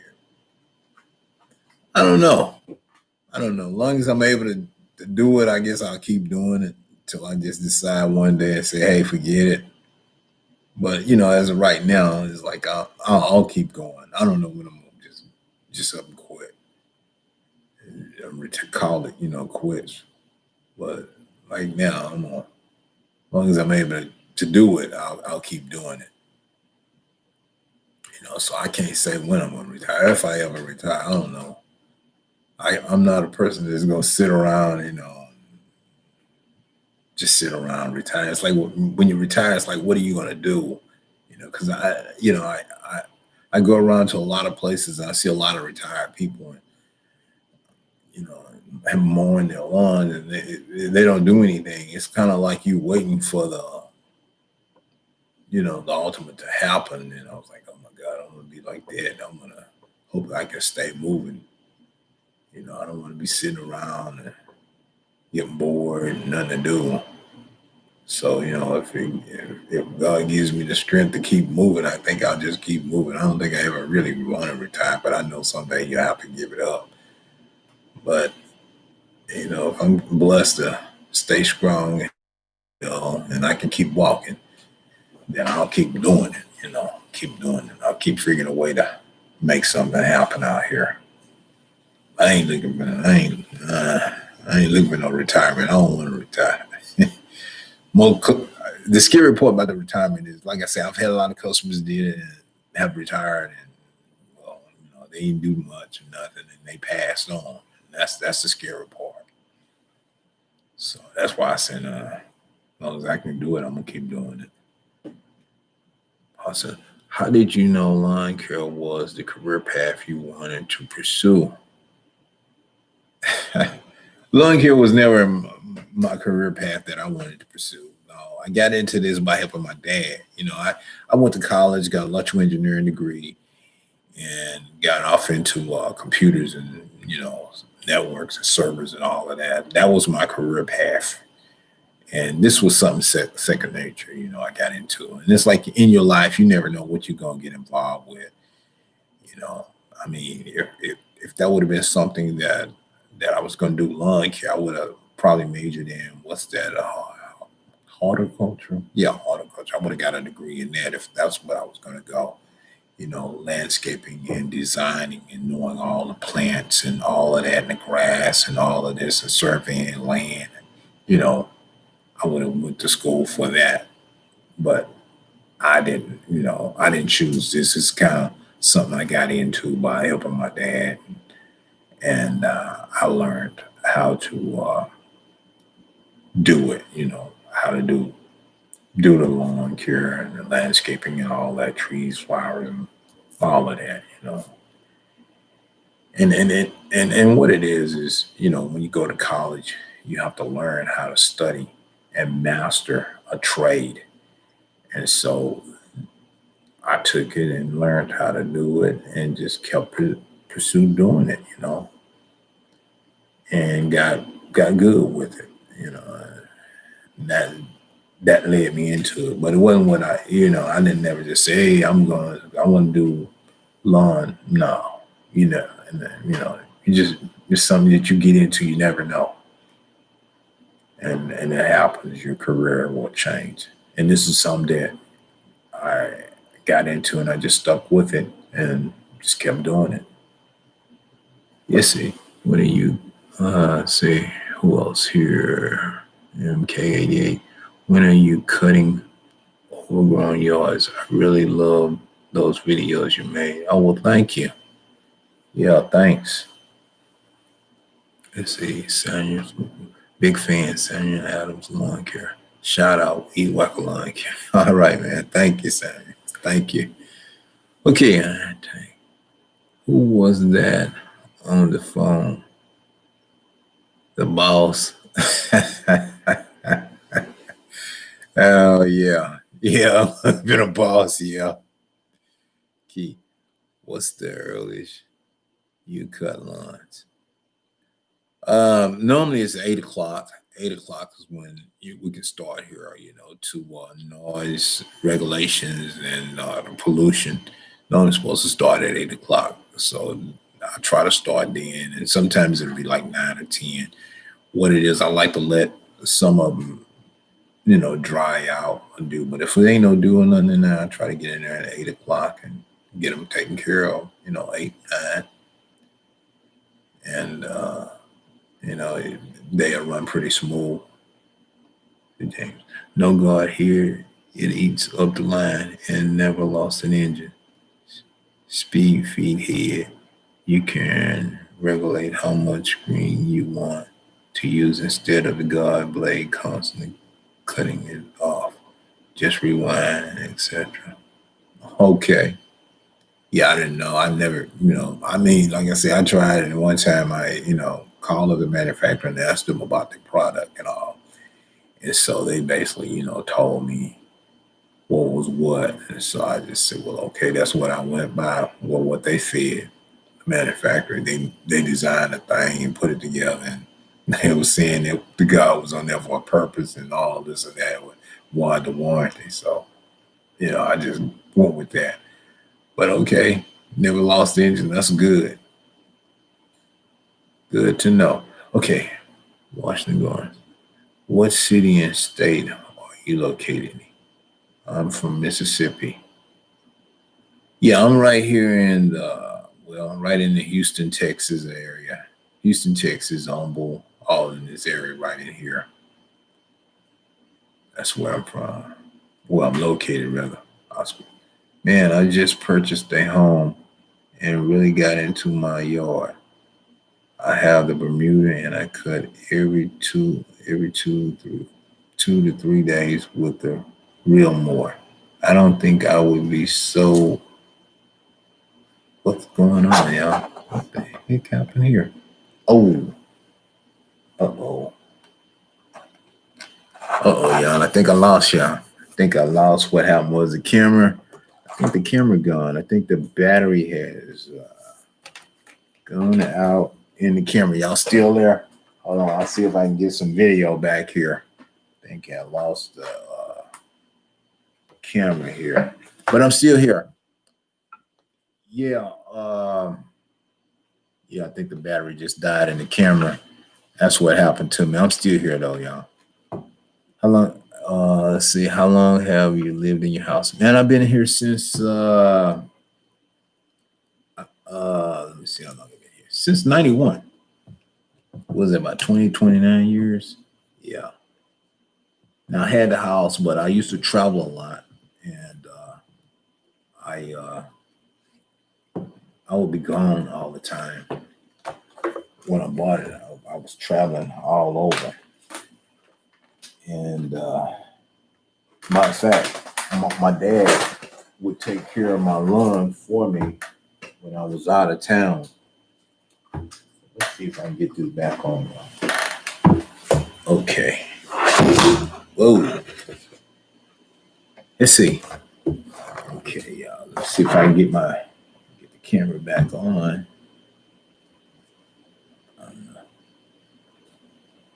I'll see if I can get this camera back. I think the battery died in it. I thought it had a long-lasting battery. There we go. Yeah, I got it plugged back in. The battery's dead, but I plugged it back. Okay. Yeah. Let's see. Okay. Let's see, how long have you lived? Okay, I'll see. On schedules, do you do a 4-day weekly and leave one for weather delay? No, it's just regular. I just basically, they all in the mix, because what it is, the way my schedule run, I got weekly and bi-weekly together. So it just runs a whole week. And if it rained, then it just kind of rolls over or something like that. That's also telling them, see, let's see. We can hear you. Okay, great, man, great. Yeah, I'm still here, yeah. Camera, like I said, battery died in the camera. And I got it plugged up now. Plug the camera up, so I'm back on. Let's see. Okay. Where did you like to travel the most and why? Let me see. Well, I've been all over, man. I've been, California. Let's see, Nevada, Arizona, Florida, Atlanta. Let me see, Ohio. Let's see, Charlotte, North Carolina, New Jersey, New York, Indiana. Let's see, what is that? Pennsylvania, Illinois, Missouri. I've been a lot of places, man. It's back in the day, companies would call me and fly me out to different places, the interview and all, for jobs and all. So a lot of that expense was on them. They put me up in a nice hotel and all. and carry me out house hunting, all of that. Everything was paid, limousine services, all of that stuff. It was great back in the day, flying here and there, on company's expense and all. Matter of fact, yeah, my first job was with General Electric, and they flew me down to Daytona Beach, Florida. And then I ended up getting, well, they were going to have me stationed. They had me stationed in Abilene, Texas. And I stayed there for a year. And then they sent me out to California. I was working at in Irvine at a El Toro Marine Base. Stayed out there doing that for a while. So I mean, I done traveled a lot of places. It was great, getting to see the United States, different stuff. A lot of fun though. Back in the day, I don't know about now though. I'm kind of scared about some of this travel stuff now. People totally different. Let's see, left alone, Mr. Curtis, nine, everything can work as it has, as you do. Left alone. You done well out of the batteries in the camera. Yeah, I ran the battery out. I just didn't catch it. I didn't catch that battery. What happened was the charge on that battery had done ran down, so I didn't catch it. But it's back up and working now. Let's see. Let's see. Hey, can y'all still see me? Can y'all still see me? Or I know y'all can still hear me. It came back. I got the camera back on, but I don't know if it faded out. Let's see. We can still hear you. How did your dad pass, if you don't mind me asking? Yeah, my dad, he got real sick. I mean, he had a stroke, and then he had a stroke, then he went down, then he had other problems, got cancer, and he was diabetic, and he let's see, yeah, stroke, diabetic, cancer, he had all those things. But he was real sick. I mean, you know, he used to smoke a lot, drink a lot, and all that stuff. And he had a good time. It was a lot of fun. But that was just some of those things. We'll never know. But yeah, he was in and out of hospital. In and out of hospital all the time. So that was, I had to be flexible where I could be there. Taking him to analysis and stuff like that. And it was tough. Yeah. You see, my brother has to cut 40 plus yards tomorrow. Any tips? Oh man, 40 yards tomorrow. Well, I hope he has a lot of help. You're gonna do 40 tomorrow. You got to get up real early to do that. I mean, that's a lot of work. I mean, if you're gonna do 40 tomorrow, you better have a big crew together with you. I mean, you need at least 40 tomorrow. Yeah, you need about 6 people with you. Do 40 yards and some good powerful mowers. Because if you got 6 people with you, I mean, you can knock them yards out quick. I mean, at least 1 yard. That's 10 minutes. Yeah, 10 minutes a piece, depending on the size of the yard and equipment. You get them taken care of quick. How to get it? Yeah, if you got 6 people and some good mowers, and they know how to trim, edge, and mow, it won't take no time to get them yards done. At 40, that won't be nothing. Yep. Let's see. Why did you decide to start making YouTube videos? I started.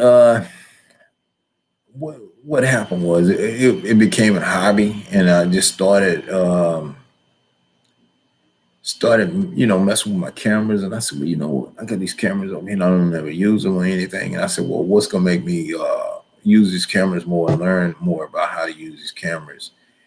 And so I started doing the YouTube, practicing with the camera, recording, learning all the depth, the ISO, the ISO, the light in depth of the cameras and all of that, learning how to set the camera up, using that, then using it with the computers and then the software. And so I built my skills up on that. And from there, it's been times that I've been out uh, using the camera equipment and recording videos, and people approach me and ask me to do weddings and stuff for them. And a lot of them, I turned down because. I mean, one time I was out and the guy asked me what was I doing, and I said, "Well, I'm recording a video for my YouTube channel." And he saw that I had a lot of camera equipment, what I was doing, and he asked me, he says, "Hey, I got a wedding Saturday, and I would like to hire you to come and record this wedding." And I said, "Well, I know." He said, "Well, listen, I'll pay you $500." And I was like, "No, no, no." He said, "Look, okay, I'll pay you $1,000." And I was like, I thanked him. I said, "Well, listen, I would love to take you up on this offer, but I can't do it because I have a schedule I have to stick to, and I got some people waiting on me to come and take care of the lunch. If I didn't have nothing scheduled for Saturday, I would be doing the wedding for you. I would have taken you up on it and would have recorded it. I would bring all my camera equipment and do this wedding for you, and I would have made $1,000, for doing it because I had the computers and I had everything. But and after I, got good with it, I was like, man. Matter of fact, I did do a wedding for some people. I didn't charge them anything for it. What happened was they had well, they asked me to do it, and I said no. They said, well, they wanted to hire me to do it. And I said, well, no, no. So I told them, no, you go on and you hire somebody, but I'll be there and I'll bring my camera with. Well, I was there and brought my cameras and I recorded and I took the pictures and everything for them. And I put a disc, a DVD together and everything, gave them the stuff. And they called me back and they said, you know what? They say the people that we paid the money to, their stuff wasn't good as yours. They said we should have went on and got you and you wouldn't accept it, but say you good. And I was like, what? So I mean, and then it kept on. And now I go to places and bring my camera equipment and everything, and I go out to churches and everybody. And people say, "Are you shooting professional?" I'm like, "No." Matter of fact, the guy gave me a card to come with him to shoot professional. Because I mean, I got more, Canon cameras, Sony cameras, and all of that stuff. So I've been really deep off into it. Y'all just see these little stuff here that I do out here recording, but I do it because it's a hobby and it enhances my skills to do other stuff. Not just, if I decide to quit mowing lawns tomorrow, I got some other avenue to go make money. It ain't just, I just got to mow no yard. I can make money all year round and other stuff, because people always call me to do different things for them. And this was just one, I can make money with a camera quick, a lot of money, clean, not all out here, getting dirty and all. So, you got to stay abreast of new technology and how to make it in life. Don't rely on just one thing. You got to have multiple sets of skills nowadays, that will generate income for you. And that's what I have. I mean, whether I do lawn care or I can go back into computers, technology, Matter of fact, I got people calling me now about going back into computers, doing networks and servers and assisting, people with this, at home, working at home. But I don't want to go to people's homes. Matter of fact, right when this pandemic thing came, I still have my other phone and the thing blew up. People were calling me about computers and trying to get this stuff all set up. And I ain't going to nobody's house. I mean, I had like about 10 calls and they want to get computer work and stuff. And for me to go out and what I charge with the computers, it's 100 to 150 an hour for me to come out, look at the computer and access what the problem is. So, and I'm clean. Now you tell me, I got to work. I don't know, cut I don't know how many yards, but I can go out here one stop and make more money than what I can versus doing lawn care. It been days of when I used to do one stop into a company. I make $2,000 just right there. Here, and I can make $1,000 doing lawn care, but I don't move. I had to make a lot of stops to do that. Go over here, go over there, go over here, go over there, go over here, go over there, go over here, go over there, mow this, mow that. And I got a lot of overhead costs. Here, I'm just using my head, resolving an issue and figuring out what the problem is and putting things back intact. You know, yeah. But that's another job thing. Let's see who else. Who else is out here? Say, what did you decide to start? Okay, and that's what it led to that YouTube thing there, building my skill set. You know, that's all.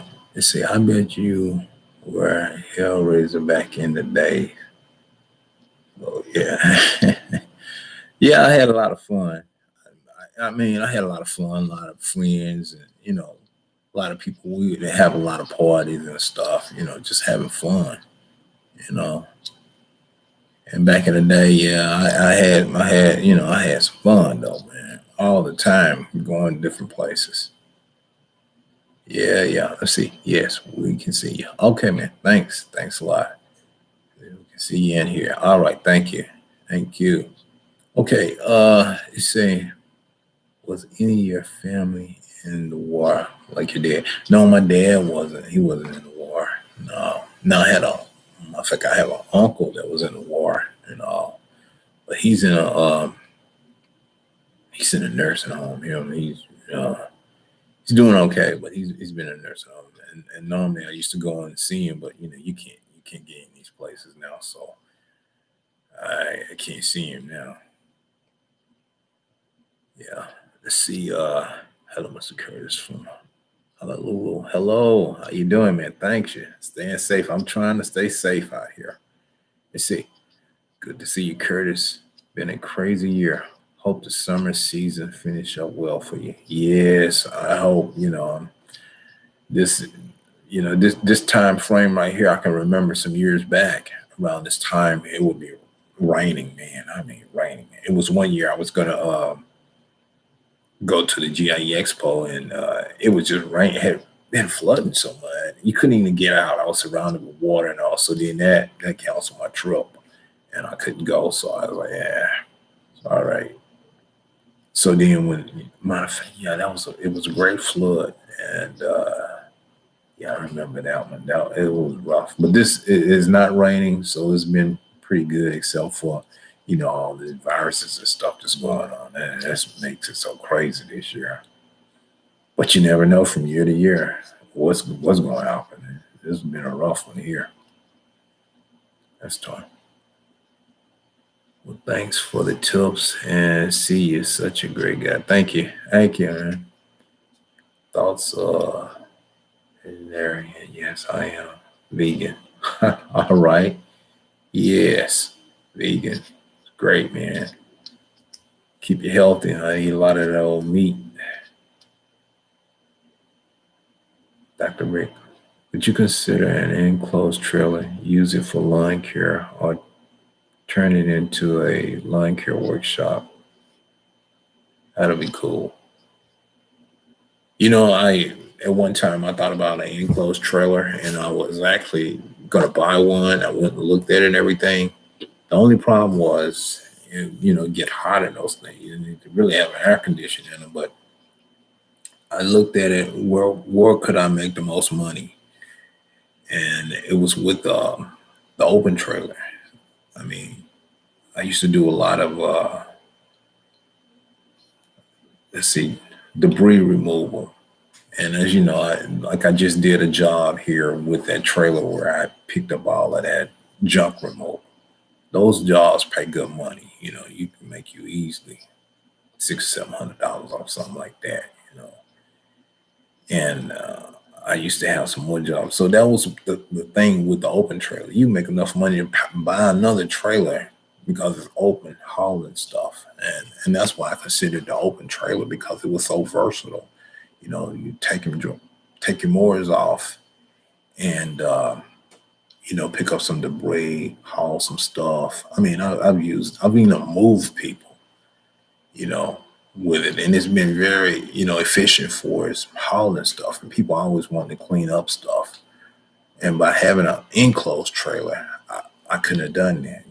You can't put all that stuff in there and then it's all closed up and try to drag it off. No, you leave that thing, it's open. You can get in and out and drag all that stuff out. So you have to look at what's going to be more beneficial and what's going to bring you in more money. And so I've always done very well by having an open trailer as far as hauling stuff off and cleaning up the property. So that's why I got that open trailer. And now later on, I don't know if I consider one. I thought about it, but then I was like, nah. Here where I'm at, it's best to have an open trailer because you can make good money by having an open trailer. Okay, R and J Property Management. You are great, Mr. Curtis. Keep mowing, whacking, blowing. Be good, my friend. Thanks for your. All right, thank you, man. Thanks a lot. Yes, I would like to see him get an enclosed trailer also. Yeah, yeah, maybe one day. I don't know, but you just gotta see, how beneficial it is if you can make money with it. I know it's great for all the equipment, all, but some of the jobs that I get into for trees and debris and junk removal and stuff, it wouldn't be beneficial for me. But never know. If I don't do any of those, if I stop doing those, then I might consider that. Approximately, what do you pay amateurs? Let me see, start out to what's the best day you ever had on the job? Let's see, answer the question, what did I pay approximately? What do you pay an amateur? What I do is, I start them all out the same. It's like what I would do is, I tell a guy, hey, no matter how many yards we're gonna mow or whatever we're gonna do in a day, I'm gonna pay him $100. $100. That's it. Because hey, you just coming out helping me. You are a helper, and you're supposed to be helping me more whatever I want. You know, and I'm paying it, and I'm making because I already have that in my budget. And half of them that don't never work. I end up giving them $100. Because they're amateur, and you got to babysit them, and you keep on. Oh, what did you do? And some of them they just not quick enough. They can't think. You got to think for them, watch over them, and don't get me wrong. It's great to have some help, but if they're knowledgeable help, but sometimes they're more in trouble than what they're worth. Cause you really don't. You wind up not having no help at all, really. And it ain't the money. The money's there. You already got a budget for the job and what you gonna pay them. But sometimes it's hard finding good help. Somebody that really want to help you. If they're good help, then I'll bring them back again, and you can make some more money. But it's hard. I don't understand. A lot of people want to make a lot of money, but you got to work up on it. You got to show some consistency. I mean, yeah, I'm showing consistency. That's why I'm continuing to work all year round doing this because I have to show some consistency. That's why the customers keep calling me. If I was just a bad guy and half doing it, then I would have been out of business a long time ago. You know, but you got to know what you're doing, be consistent, and provide a good service for the customers, and you'll keep getting jobs. A lot of people don't want to do that. They want to just run out here and do not such a good job and getting a lot of money, and customers can see through that. What's the best job? Best jobs, I don't know, man. A lot of best jobs a good job that pay, in a day, Best job is seeing, you're working on a job and you may make $2,000 that day or something like that. That's the best day when you can see some good money and for doing a good job. You see, Are you going to the GI Expo this year? No, that's been canceled. GI Expo, they mailed out to everybody as canceled due to this coronavirus. They're not having that. There's no gatherings this year for that an event. It would have been nice, but no. That's right around the corner. That's next month. So that's been canceled. It won't be no GI Expo in Louisville, Kentucky this year. Maybe next year. Okay, next week. I have an open trailer for hauling derbies and an enclosed trailer strictly for mowing. I just needed the protection and to keep dry. Gotcha. Hey, if you got the property and you can have that setup. That's a good setup there. That's great. Let's see. Raining dawn. Lots of guys here use box vans with ramps bed out the back to keep from pulling a trailer. Handy, but another engine, tire, insurance, and junk to keep up. Yeah. Yeah, you gotta have that insurance on it. That's another cost. Yep. Grab. I find your videos are relaxing. Thanks for all the videos you make. Oh, well, thank you, man. Thank you. I'm glad you enjoy them.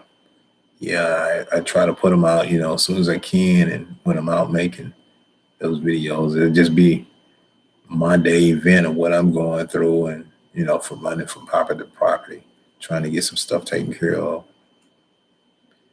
See, keep up the good tips for lawn care. Oh, well, thank you. Enclosed trailer would be good for you because your equipment wouldn't get stolen. I remember when you had problems with people stealing your stuff. Yeah, Well, you can never. I mean, here it is. I mean, you never know where that thief's at. I mean, it's just even with an enclosed trailer. I mean, I've seen stuff where they've taken the whole trailer. You got all your stuff in there, and they'll take the whole trailer and trucks. It's just no way to really protect the equipment. I mean, it's hard. I mean, the only thing with an enclosed trailer, I mean, it's not even good to leather that trailer up because that's going to draw a thief to it. He thinks, oh, it says the lawn care on it. He must got some equipment in there. Well, they going to figure a way to get in that trailer to get it, because it's running down the road. They'll tear a hole up. They'll chop it, cut it, anything, get in there to try to get some equipment. It may not even be any equipment, but then they done damage your trailer. I mean, it's just hard, man. It's hard. I mean, thieves, it's hard. Just never know. I mean, it would be great to have it, but these thieves, man, a person get in his mind, he wants to take something. You can't deal with that. It's hard wearing with it. The only thing you do is put insurance on it and hopefully pray for it and pray that it stays safe and that this scrum mind person go on somewhere. Hopefully they'll get a blessed mind and they don't have to think the way to steal something. Work and you can have something. Let's see. Well, let's see. Okay. Key. It say you think your sons will take over the business. No, son, he don't want to do nothing. He'll tell me he want to take it over, but he ain't gonna put the time in. He ain't gonna manage it. I mean, my young son, he wanted to do it. Matter of fact, he even tried to start his own lawn care business and then paying out for him. I think when they get the money, then they pocket all the money, but they're not putting the money into the business to build a business. People just want to pocket money. That's what happens. They're not building something that can pay you a salary that's going to be consistent. You get paid again and again and again and again. They thinking, they want to start something and just pocket, but you ain't showing no investment for something to reoccur. I mean, you can build up a magnificent business where you can get some residual income from it, and you don't touch a mower or anything. You have somebody else working for you and doing it, and you study making the same amount of money that you was making as working for yourself, but now somebody else is doing the work for you. If you set it up right, a lot of people don't. They're not thinking along that line. They just thinking about getting a quick buck and just hey, they got some money. I'm like, no, man. You want to build a business that's gonna keep bringing in some income, not something that's gonna flop when it when it when it when something break. You can't get it fixed. You can't just go and get a new mower or whatever you need to keep your business going. You got to look at it as an investment. You invest the money in equipment because it keeps bringing money in, not just this year, a year after year. You getting residual income keeps coming in, you know, and that's what you build. You build a business that can pay you a salary. Now, I mean, you have yourself working in the business as an employee, so you're gonna be hard on yourself, even though you own the business. But if you was doing it for somebody else, this is what they would have you doing. But you're not doing it for somebody else. You're doing it for yourself, and so you work like you really working for somebody else, but you're working for yourself. And so it's like this is the way I would like to be treated, and this is what I would like to make, and this is what I'd like for this business to do. And so that's what you put into your business. You get what you put into. If you don't put nothing into it, don't expect to get nothing out of it. If you're trying to just make it just to get a lot of money and then don't invest it back into your business, then it's gonna soon fail. I mean, you're gonna go out of business soon, you know. So you gotta learn how to build something that's gonna keep income coming in, month after month. That's gonna be able to generate some money year round. It's gonna be some times where it's gonna get slow, and it's gonna be some times where it's just gonna get really, really busy, and you gotta be able to handle that situation. And a lot of people be playing, and that's why stuff don't work out for them. Okay, who else? Who else we got, Curtis? You had to pick one more for a small yard and a subdivision. What more would you pick? A little small more. Probably what I would pick. Let's see which one. Hey, a Honda. The Honda is good. Is Honda more would be good for a little small property. A little 21 inch. They good little mowers. Or the other one. What's that other one? The Turf Mouse. Yeah, Turf Mouse, the commercial 21 inch Turf Mouser. That's another good mower. Just, do a little backyard, a little subdivision. It's not that property because the mower is light and it's easy to maneuver. So that would be great to have a little small mower if I was going to pick one. Reason I'm saying it is because I have those both mowers are under and that little Turf Mouse 21 inch. Okay, let's see. Just have a good couple lock. Yeah, you gotta have some good locks. Yeah. Let's see. Here we are. Enjoy watching your videos as I am an American. It's interesting to see your neighborhoods. Your videos are great. Thank you. Thank you. I appreciate that. Thank you. Decorous. Trimmers, would you choose Echo or Steel?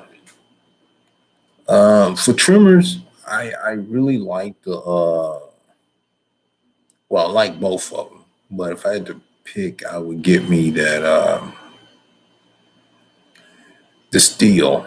Reason I'm saying the Steel is because I have I got a trimmer, head trimmer, that's an Echo, and what happened, and it's happened twice. I've had to change out the bar, the blade bar on it. What happened was I was hedging and this big piece of wood got caught in there and it jammed the little things and broke it, the little plastic things in there. Now I've used doing the same job and I had the steels for trimming the hedges. And I've never had that problem. It just trimmed right through it. And I use those things weekly. But I had that happen twice and I replaced it twice on my Echo. And it's the little gears in there and they'll get in there and they'll break. And I had that problem on that Echo, but I decided, I said, I just like to steal for the hedging because I don't know. It's just a good trimmer for us doing hedging. And it's just different things. I mean, different vendors make different products a lot different and better. But for me, my good luck has been using the steel for hedgers. They've been pretty durable for me. Okay, okay. Let's say, did you end up selling your old trailer? No, I still have my old trailer. It's sitting up in the country there. I probably need to sell it. I mean, I don't think I'm going to use it anymore. I mean, I was just keeping it for like a backup, but I don't think I'm gonna. I don't think I'm gonna use it anymore at all. It's there if I need it, but I mean, I even still got the tags on it, and I still have it insured. I think I'm gonna drop all that. I'm gonna either sell it or something. I don't know. It might because it might just sit up there and rot out. I don't know. Let's see. My daughter. They haven't built a lock yet. They're stronger than an addiction willing to steal something to sell for a quick fix. Yeah, you're right about that. They haven't built anything for that. The only thing they built for that was like, well, you catch them and do away with them, but they keep coming. I don't know what it is. You know, I don't know, but I don't know where a mindset it gets that they want to steal something. I don't know. It's hard. You can't get rid of them. I got a good friend that's officer, and we used to talk about it. He said, Curtis, he said, fast as we lock them up, they get right back out, and they tell their buddies and more of them come. I'm like, wow. So you just can't win. They're gonna keep coming. It's like an army of thieves out there. That's why the insurance is so high because they know they're out there. Insurance, everything. It's something that we just can't get rid of. They say take us out and say, yup. Can't beat those steel trimmers. Powerful and last. Yes, yes, Dr. Reed. Those steels got them valves problems. Everyone tells me with the Ford mix. And well, I mean, you can adjust them. It just depends on how you use them with the steel, y'all. And which one. Now, they do have a 2-cycle steel engine, but you're going to pay for that one. But, for the time being, I mean, I have one. I haven't had any problem. I haven't had to adjust the valves. I know about it, but which is good with the valves. I mean, if you keep that oil mix just right, and those things will work for years. A lot of people, they have problems, and, if you don't use it correctly and all. But yeah, you'll have some valve problems with it. And it's a certain way you got to ease into it. A lot of people, you open it a full open throttle and you just running and your gas mix is not right. So yeah, you're going to have some problems with it sooner or later. But those things happen. But it ain't nothing, you can adjust that, pull it off, get one of those specs, and it'll be back good as new. All right. Love your content. Okay. All right. Yay. Cal. Yeah, thank you. Eagle Line Carrier. Man, thank you. Thank you. Yeah, thank you for that, y'all. Thanks. Yeah. Can't beat those steals. Yeah. Okay. Who else? Dr. Rick, those steals go. Okay. Mr. I'm in again in the ground. Nest yellow jacks have been rough in the area this year. Got it lit up my first time doing a job. But today I got out. I was away just in time. I don't know. Well, good, man. Good you got out of the way. Now, those yellow jacks are not nice. That can be very dangerous. I mean, one year I got hit by some yellow jacks and they messed me up. What happened was I got hit by, it was a tree that had a lot of yellow jacks in it. And I didn't know it was a hollow tree. I didn't know no yellow jacks were in there. Things came out on me, man. I jumped off my right standard running and they wouldn't leave me alone. I fell to the ground.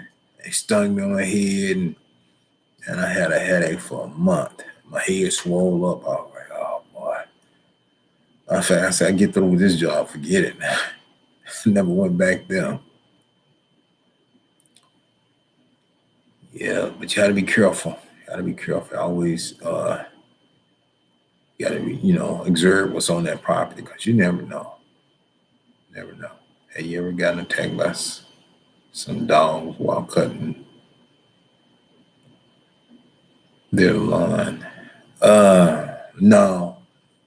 Thank God, no. I've been watching for them dogs. I mean, hope I don't get, attacked by no dogs. Normally they keep all the animals, locked up or put in the house. And if they have any, because that's the first thing I ask, when I go out, I ask the customer, do you have any animals or dogs or whatever out running around to, put them up and all. Because I don't want to be responsible for your dog if it gets out or bites or whatever. I don't know. I need to put those things up, get them out the way because I don't want no problem with that. Because I ain't looking for no downtime from no dog bites and all that. Something's going to stop you from making your income. You like, no, I need to put that dog up. Because that could possibly be a problem. Good night, Miss Girl. Okay, thanks a lot. Thanks a lot, Rick. Thanks a lot, Dr. Rick. Yeah, thank you. Thank you. Have a good night there and a good day there tomorrow. All right. That's a key. Also, have you caused any damage to someone's property due to cutting or trimming? Yeah. I've had a lot of damage. I have had broken windows in cars, broken storm doors, windows on the house due to me out with the trimmer. Cost me the most. I've had probably over like about $1,500 worth of damage. Then I got insurance, stuff for that. But some of that stuff I paid out of pocket. I just went on, took care of the customer, and I paid for the window. I paid for all the windows, storm doors, all that. But those things will happen. So you got to be very careful. And that's like when you go on a property, you want to make sure you observe everything. For using the trimmer, yeah, I'm scared when I'm using the trimmer. You got to be very cautious about that line and stuff that you're using, where you move. If there's any cars anywhere nearby, you want to be observing that because, that can be very expensive. And even if you have somebody, with you, you got to be very careful. Because those things, man, sometimes it's little bitty rocks, glass, anything can shoot up out of the ground when that nylon screen hit and cause you a lot of trouble. But yeah, I've had that. I learned though, be careful. How many hours a week do you work normally? Uh, Many hours I work during the week. I'll do anywhere from 60 to 70, somewhere like that. I get out of it. But it just depends. It depends on, sometimes it's more. Sometimes I have worked 100 hours a week. It just depends, you know, weather conditions and what's going on.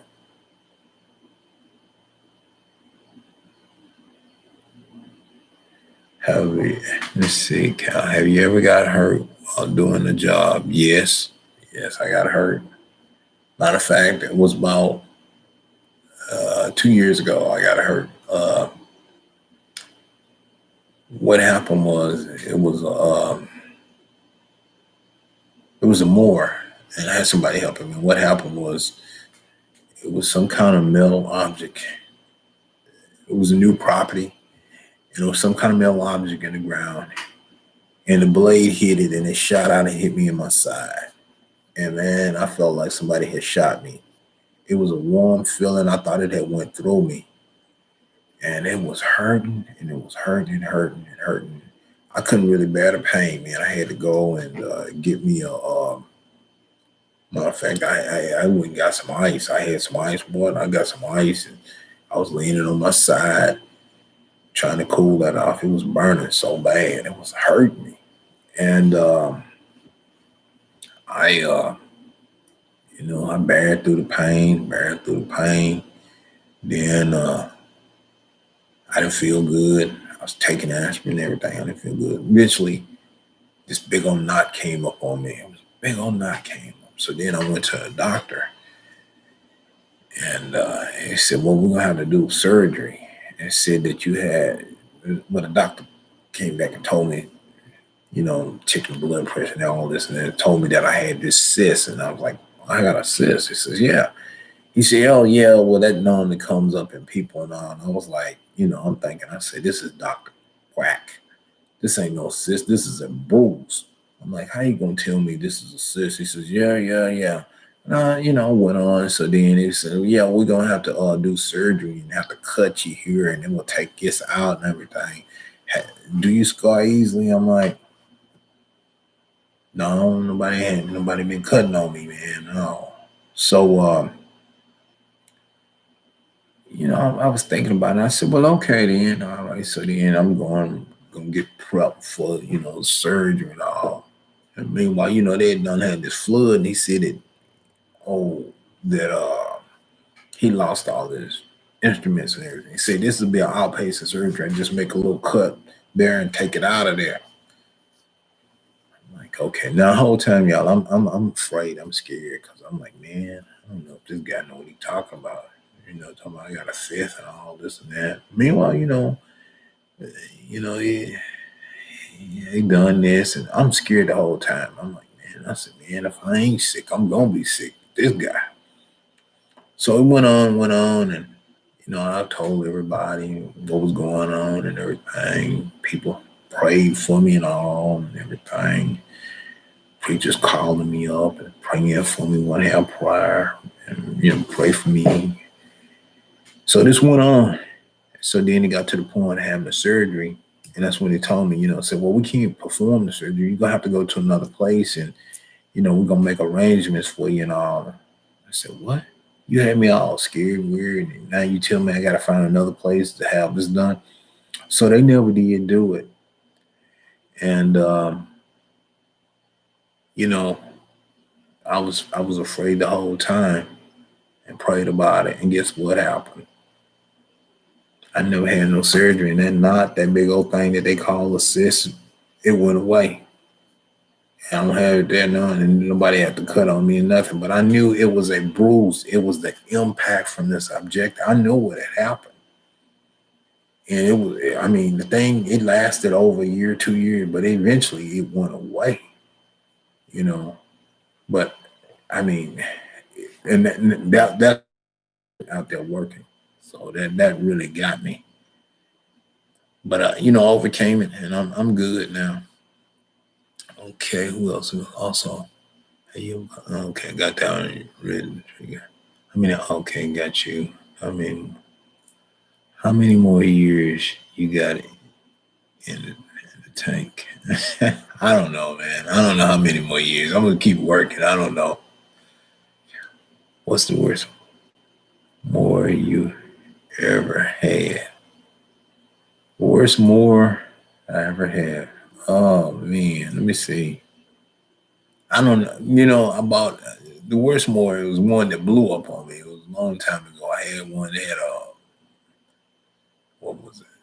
Well, actually, the worst one that I did ever have was some serious craftsman, the company engine or something that they had on it, and I had an extended warranty on that thing. Man, that thing will fall apart, and I take it back. They fix it, and it fall apart again, and they fix it. And I was like, I finally just said, forget it. I took it like back 20 times, and they would fix everything on it, and it fall apart again. Finally, I just got tired of taking it back, waiting on it.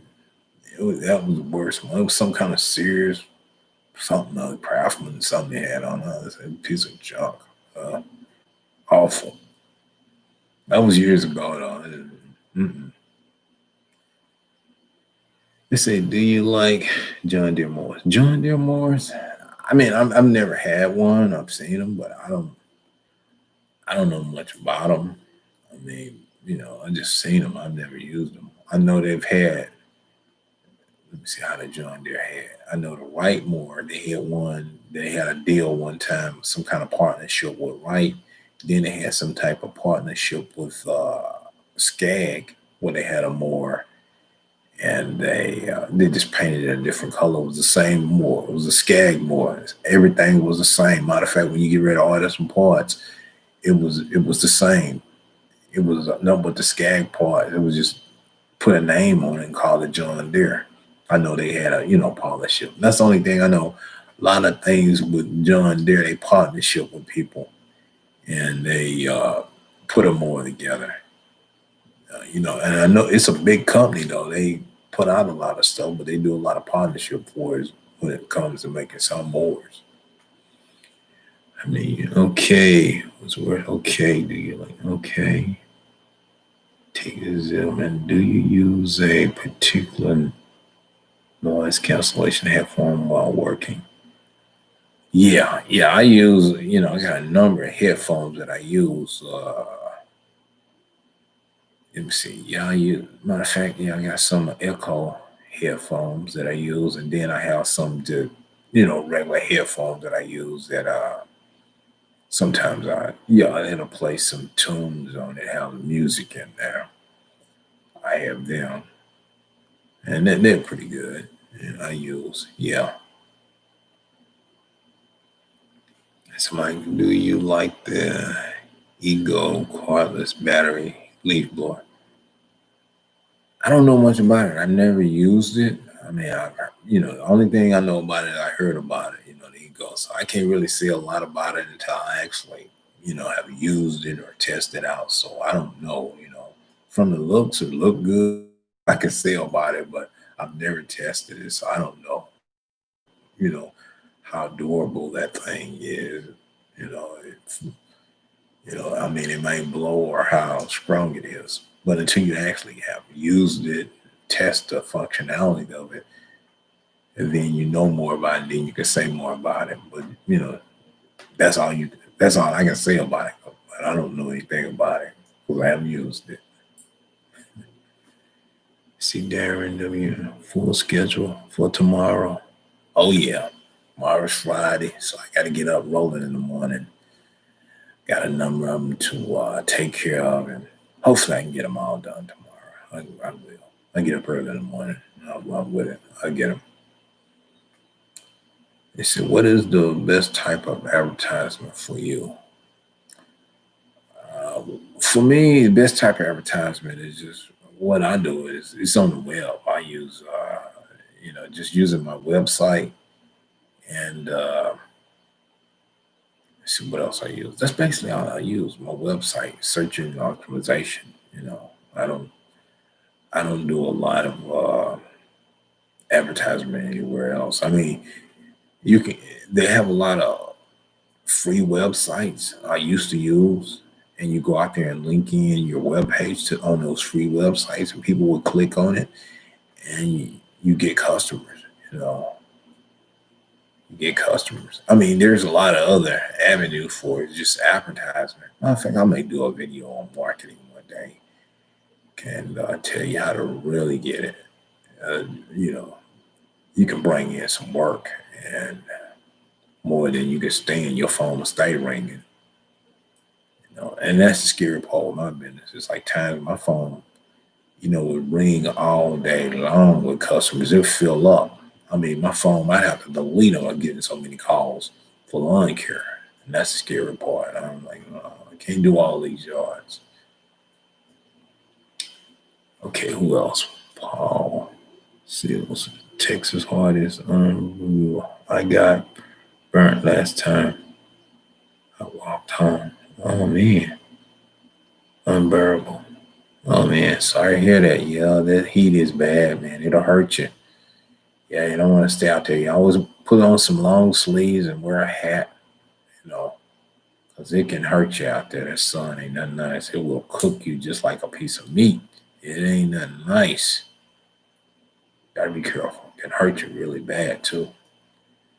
Okay, Key, do you still have any commercial accounts? Yes, I still have one commercial account that I take care of. Yeah, Some of the others I let go. I didn't want to be bothered with it because it was time consuming, and they want to keep. They want you. Here what it is. They want you to stay working. 10 to 15 years for the same price. Everything else don't went up, and then accept their pay. So they're gonna pay you the same, but it's costing you more money to do the job. And so you're like, well, it's time for me to leave this alone. I'm not. No, I'm working in their favor. So you want to leave that alone. They're not wanting you. You ask for an increase because you paying a little bit more for some fuel or gas or mix or whatever. You gonna have to increase, your prices, and you want me to use trash bags and all this, but you're not offering me no more money. So nah. So some of them I quit. You know, inconvenient and not making no money with that. Naturally. Let me see. I got 10 tomorrow. Me and my dad. We should get some rain soon. I've been posting on local Facebook group past couple weeks. Got 4 new ones in 2 weeks. Good for me. Yeah, that'll work, man. Yeah. Facebook. I mean, you got millions of people out there on Facebook. You can get some good business out of Facebook. I mean, all around. Because there's a lot of people out there that stay on that Facebook. Yeah. Heck, the Southwest Houston is gonna get hot. Heat index 110. Oh man, bro, don't say, oh yeah, that's gonna be, that ain't gonna be nothing nice tomorrow. I'm gonna to get up early in the morning and roll so I can work in the cool. I'm gonna have to hustle though. Cause I know, yeah, I don't like that. That was too hot out there working. Ooh, it just break you down. See Rod tell. Question about the junk removal video. You do them because they pay good or because you feel obligated to say yes. No, what happened on those is I have I've done some other work for him for his taking care of the properties, and so when something come up, they always remember me, and so they always pass the opportunity on to me, and so that's why I take them on. That's what that is. I no. If it wasn't for that, no, I probably would pass on that. But no, this is a long term relationship. I've been dealing with this property manager since 2012, and so we got a good relationship. And over the period, over the years, when things would get slow, they would always call me. Every year. I may not have a lot, but they say, "Hey, I got this, I got that. Hey, can you come do this? Hey, can you come do that?"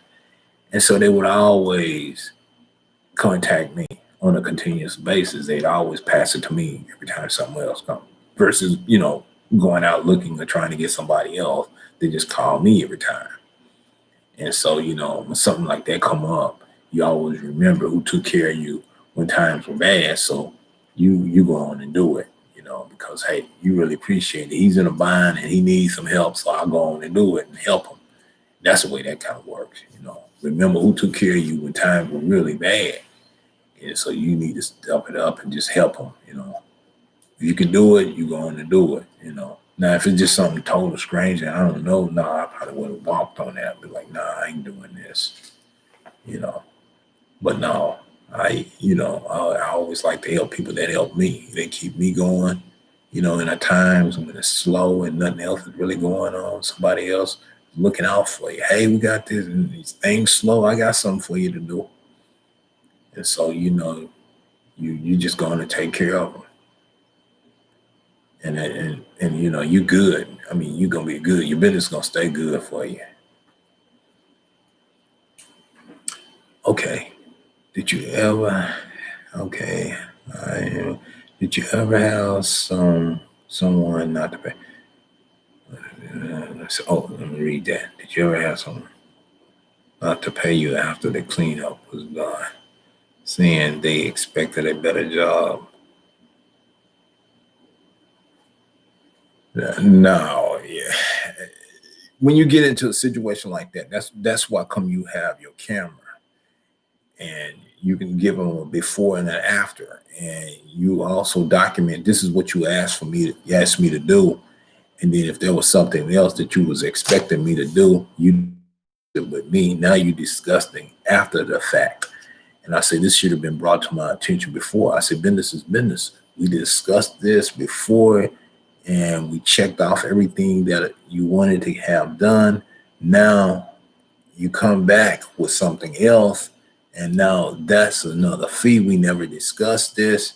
And so why are you trying to get me to do something that we didn't talk about, and we didn't figure this cost in to do that job? Therefore, no, this is what we discussed. See, that's where you got to get everything up front, because then now you want to have a court case, because this is where we were standing right here, and this is what we went over, and this is what you agreed upon, and now you come back saying something else different, and that's where you got to have everything always already in place,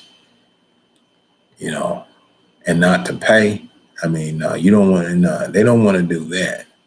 No, they'd rather pay you your money and go on than to tie them up in a court case, because it'd be cheaper, because they can wind up costing them a lot more money, on a business aspect. When you get somebody like that, no. I mean, unless you get somebody that's inexperienced and they don't understand, and they trying to joke somebody without having an understanding, expecting something else. But no, you always put that in foreplay. When you're out doing business, you make sure you get everything on the understanding before you start doing the job, and let them know what's what, and you write it down. On this day, this is what you asked for, right? And then also sometimes you may have to write it down to have them assign what they asked them for. And then you carry out and then have them assign as everything completed. So you sign off on it. There it is. Ain't no coming back now unless you want me to do something else for you. That's where you handle it. Heal up. Curtis, glad I found your channel. Nice to see an honest man doing an honest job. Hey, thank you, man. Thank you. Thank you. Yeah, thank you. You are full of music. How many snakes do you do in lawn care?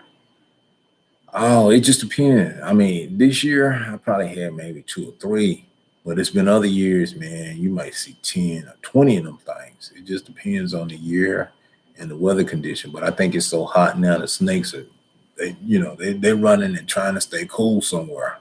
I haven't really seen a lot of them this year. But I remember other years, man, wasn't nothing nice. Yeah, how many snakes do you see while doing like a lot of them, but not this year. I haven't. It's been so hot. Have you done any more concrete work? I remember when you helped your neighbor. No, I haven't had any more of those jobs. I haven't done any more concrete work here. No. Haven't done any more of them. Let's see. Ron tells, okay, sir. Just asked him because that happens to me a lot. Thanks, G. All right. Keith, do you prefer weekly or bi-weekly lunch? Well, I would prefer weekly, because if you had a weekly, you know what the income's gonna be for the week. The bi-weekly, what happens is that it may roll around to the next week, and it's raining, and it can mess you up with those bi-weekly, because then you couldn't get to the yard. So then it's gonna roll to the next week, and it's gonna be very inconvenient, because now the grass done got way out of control, and you needed to mow it, but it rained that whole week. And so that's the bad thing about a bi-weekly, because it's gonna be out of control. Then you gotta try to figure out how to get it back in control, in schedule, on a timely matter, and all this. And because what I'm saying is, the day that you normally go and cut it, now it's done roll is so out of whack. Now you can't get this thing back in line. It's gonna take some time. So that's the only thing. But if you got a weekly, and just say it was raining all week. Well, it's not gonna be as bad, but you just gonna, hey, as soon as it stop raining, I'm gonna be there. You can put those back in place, and the customers are pretty cool, there. But yeah, I'll prefer a weekly one. It's easier because you know what the income's gonna be. Awesome. Is any advice for the younger generation? Uh, well, Paul, yeah, I mean, the thing is for the younger generation, what you got to do is you're gonna have to stay focused and decide what you're gonna do with your life. That's one thing. Knowing what you're gonna do with your life, and then be consistent with whatever you're gonna do, whatever career field you choose, and just work at it. I mean, if you want to do lawn care, whatever it is, it don't matter. Whatever you want to get into, but be consistent at doing it and be good at doing it. But make your mind up. Don't be wishy-washy. Oh, I'm gonna do this today. Then I don't want to do this. Then you go jumping around here and there. That's not good. You want to be consistent with whatever you do. That way, if you learn a skill or trade, you be consistent at it. And then as time go, you're gonna be good and you're gonna make good money at it because you're consistent. You consider yourself as a professional because you do it all the time, over and over. You know what you're talking about. You know what you're doing, and you have to. You always got to stay abreast of the new technology, all the different phones and computers and different gadgets. You want to stay educated up on how to use those devices because you can get some people they're going to be left behind in time because they're not updating their skills. And that's the thing that why a lot of people fall short in life because they don't read. They're not buying all the new technology. They're not getting all the new stuff because they're not staying up with the time. They're staying behind in time, still staying up with the time. You get left behind, and it's hard to catch up. So you got to be running with the time. And hey, if there's new toys out there, you want to be able to get those new toys so you can stay up with the time. And that's just the way it is. It's always been that way, you know. But no matter what they teach in school, though, be consistent in whatever you do. You know, can be inconsistent because you're gonna lose. You got to be consistent. So that's just something to think about. Be inconsistent in whatever you do, and you can be good. All right, Big Mac. I'm looking for a marijuana video. Want to expect some weed whacking lawn care. Have a good one, buddy. All right, man. Thanks a lot. Take care. All right. How's your mother doing? She's doing okay. She's in there. In fact, I went over there tonight. You know, so that's what leads me to staying here trying to see about my mother and all. Yeah. Let's see. Do you ever scrape lawns? No, I mean, unless I'm just out there mowing and they put a stripe in it, but I'm never, customers ask for it and all, but that's some up in other states where they have that different grass, that bluegrass, ryegrass, all that stuff will lay down and stripe. Or some big, but I think it was some kind of other grass that they had. I don't know what it is. But if you let it get tall enough, it'll lay over and you can put a stripe in it. But I've never had any customers ask me for anything like that here. Okay.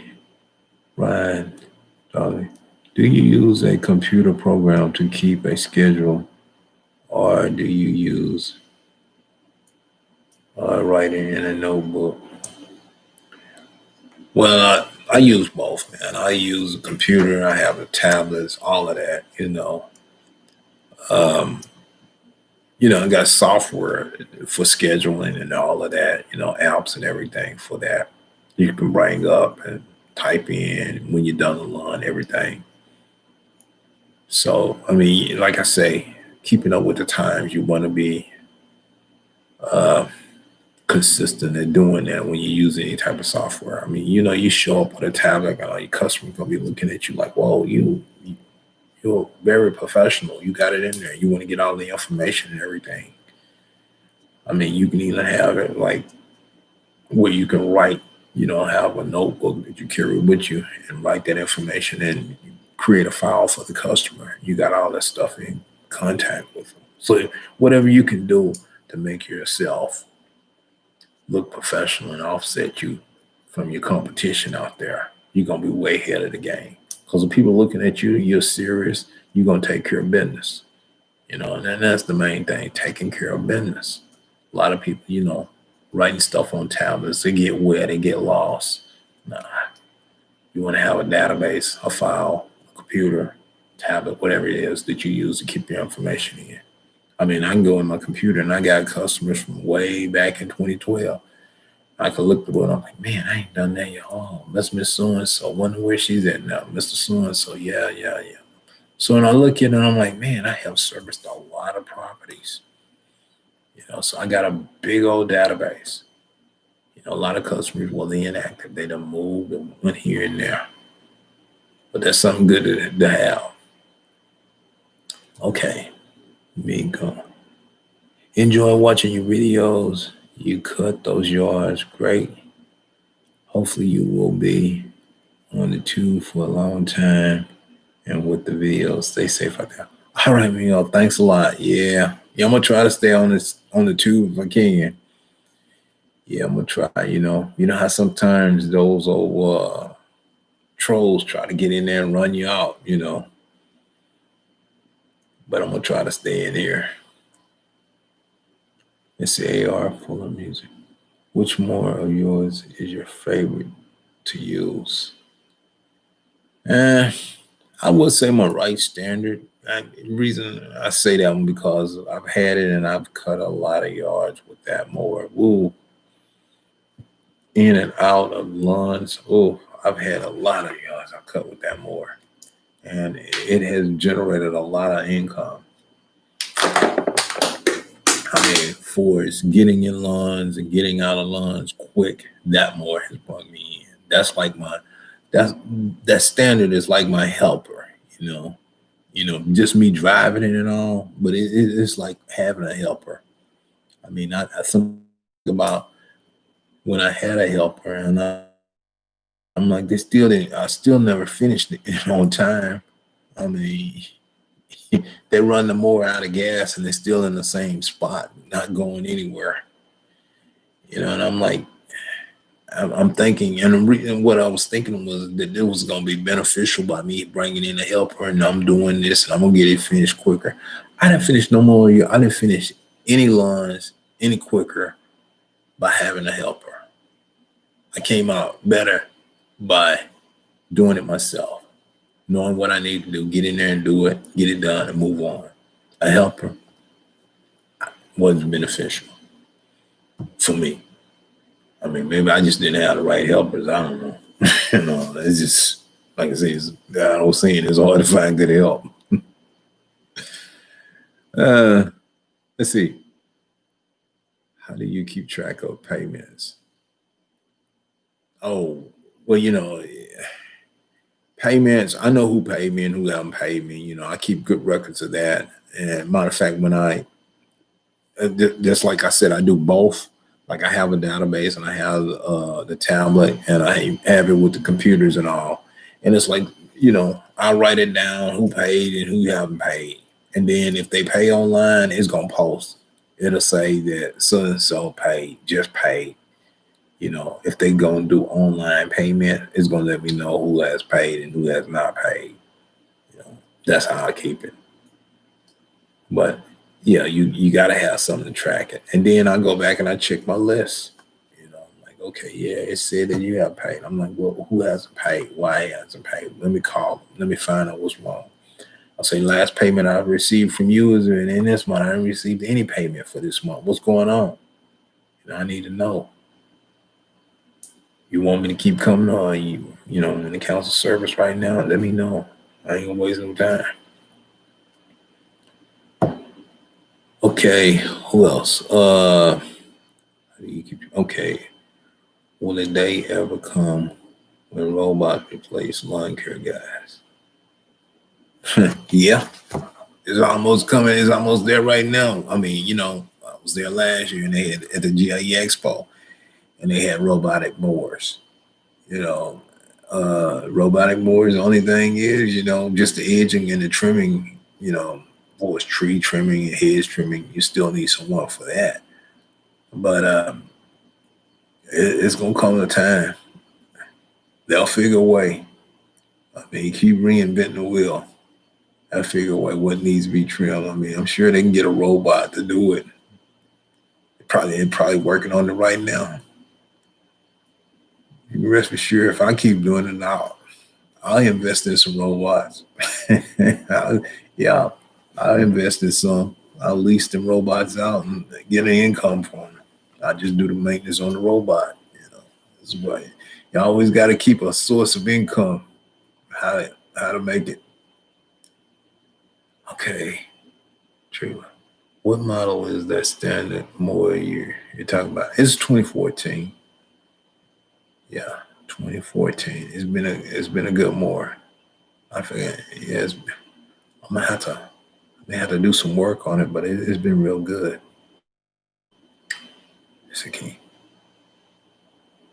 Had that musty helper tried to come back and work? No, man. With Corona around, you don't want nobody around you musty because you be like, man, that must be Corona. You know, it smell like that bad. It's like I don't want it around me. That's sickness waiting to happen. Uh-uh. No, you don't want them kind around. I mean, I don't know. I don't know what it is. Some people I don't know. All I like to say is you gotta pray for them. Pray that they get a good bar of soap and go to work on themselves and cleaning themselves up. That's all I can say about it. Cause they rough. Ooh, as that old saying, woo woo wee. That's the way it is with him. Hmm. Let's see. Me. Let's see how Curtis have wanted to ask if you know about the down grip. It helps to keep your back straight when trimming or mowing. That's back stress. I've heard about it. I don't, I've heard, that's all I can say. I heard about it. I ain't, never used one, you know, never used one of those. It may be very beneficial, but no, I've never, never used one of those things. It's probably good. I mean, if you're out there and you've been over all day, I would say it was good, but normally I don't, for what I'm doing, the little trimming that I'm doing and edging and all, I mean, I don't have any back pains or any of that. But, maybe some people, it's that if that's all they're doing is just trimming and holding that thing over, been over all day, I would say it would be very great to have, very beneficial. But for me, I don't, I mean, I'm just in and out. I'm not doing a lot of long trimming. If it was me, I had to walk down one of them long driveways on the side and all. Yeah, I probably would get one of those things. Let's see. Okay, Key. What's a good price to charge when starting out? Well, the good price, that's something that you have to check in your part of town, what area you're in, your location, find out what they charge in that area so that you'll be compatible with them. You won't be too low or too high. So, cause you'll be right with the going price of a lawn, what they charge and all, starting out. Because you don't want to be one of these people that go out there and you charge too little and get taken advantage of. And you don't want to be one of these people that charge too much and get talked about. So you got to get in between and just call around and find out, in different areas of what they charge when you're starting out and write it down so that you'll be compatible with it. And, then if you show up at a property and it's a little bit larger, then you can add your like $10 or $20 on top of that price to compensate you for your time and effort on that property. That's kind of where it is, starting out. because you're starting out, but the customer won't know that you're starting out. You don't want to look inexperienced, so you want to look go out, because the customer gonna tell if you show up and you ain't producing, then it more likely they're not gonna have you to come back because they're not gonna be satisfied with your work. And what I'm saying, satisfied, they're not gonna be happy with paying you what you asked for. So you just got to make sure that you're within price. That's the going price, and hey, it is what it is. Everybody happy. You happy, they happy. That's when you kind of want to keep it. Okay, well, how much, Curtis? Do you have any minimum price for a service? Okay, minimum prices for services. I mean, depending on where you are. I mean, in your location, some can be higher, some can be lower. I mean, a minimum price for me, minimum. It doesn't matter, minimum, and that can be a small yard. My minimum price is gonna be $40.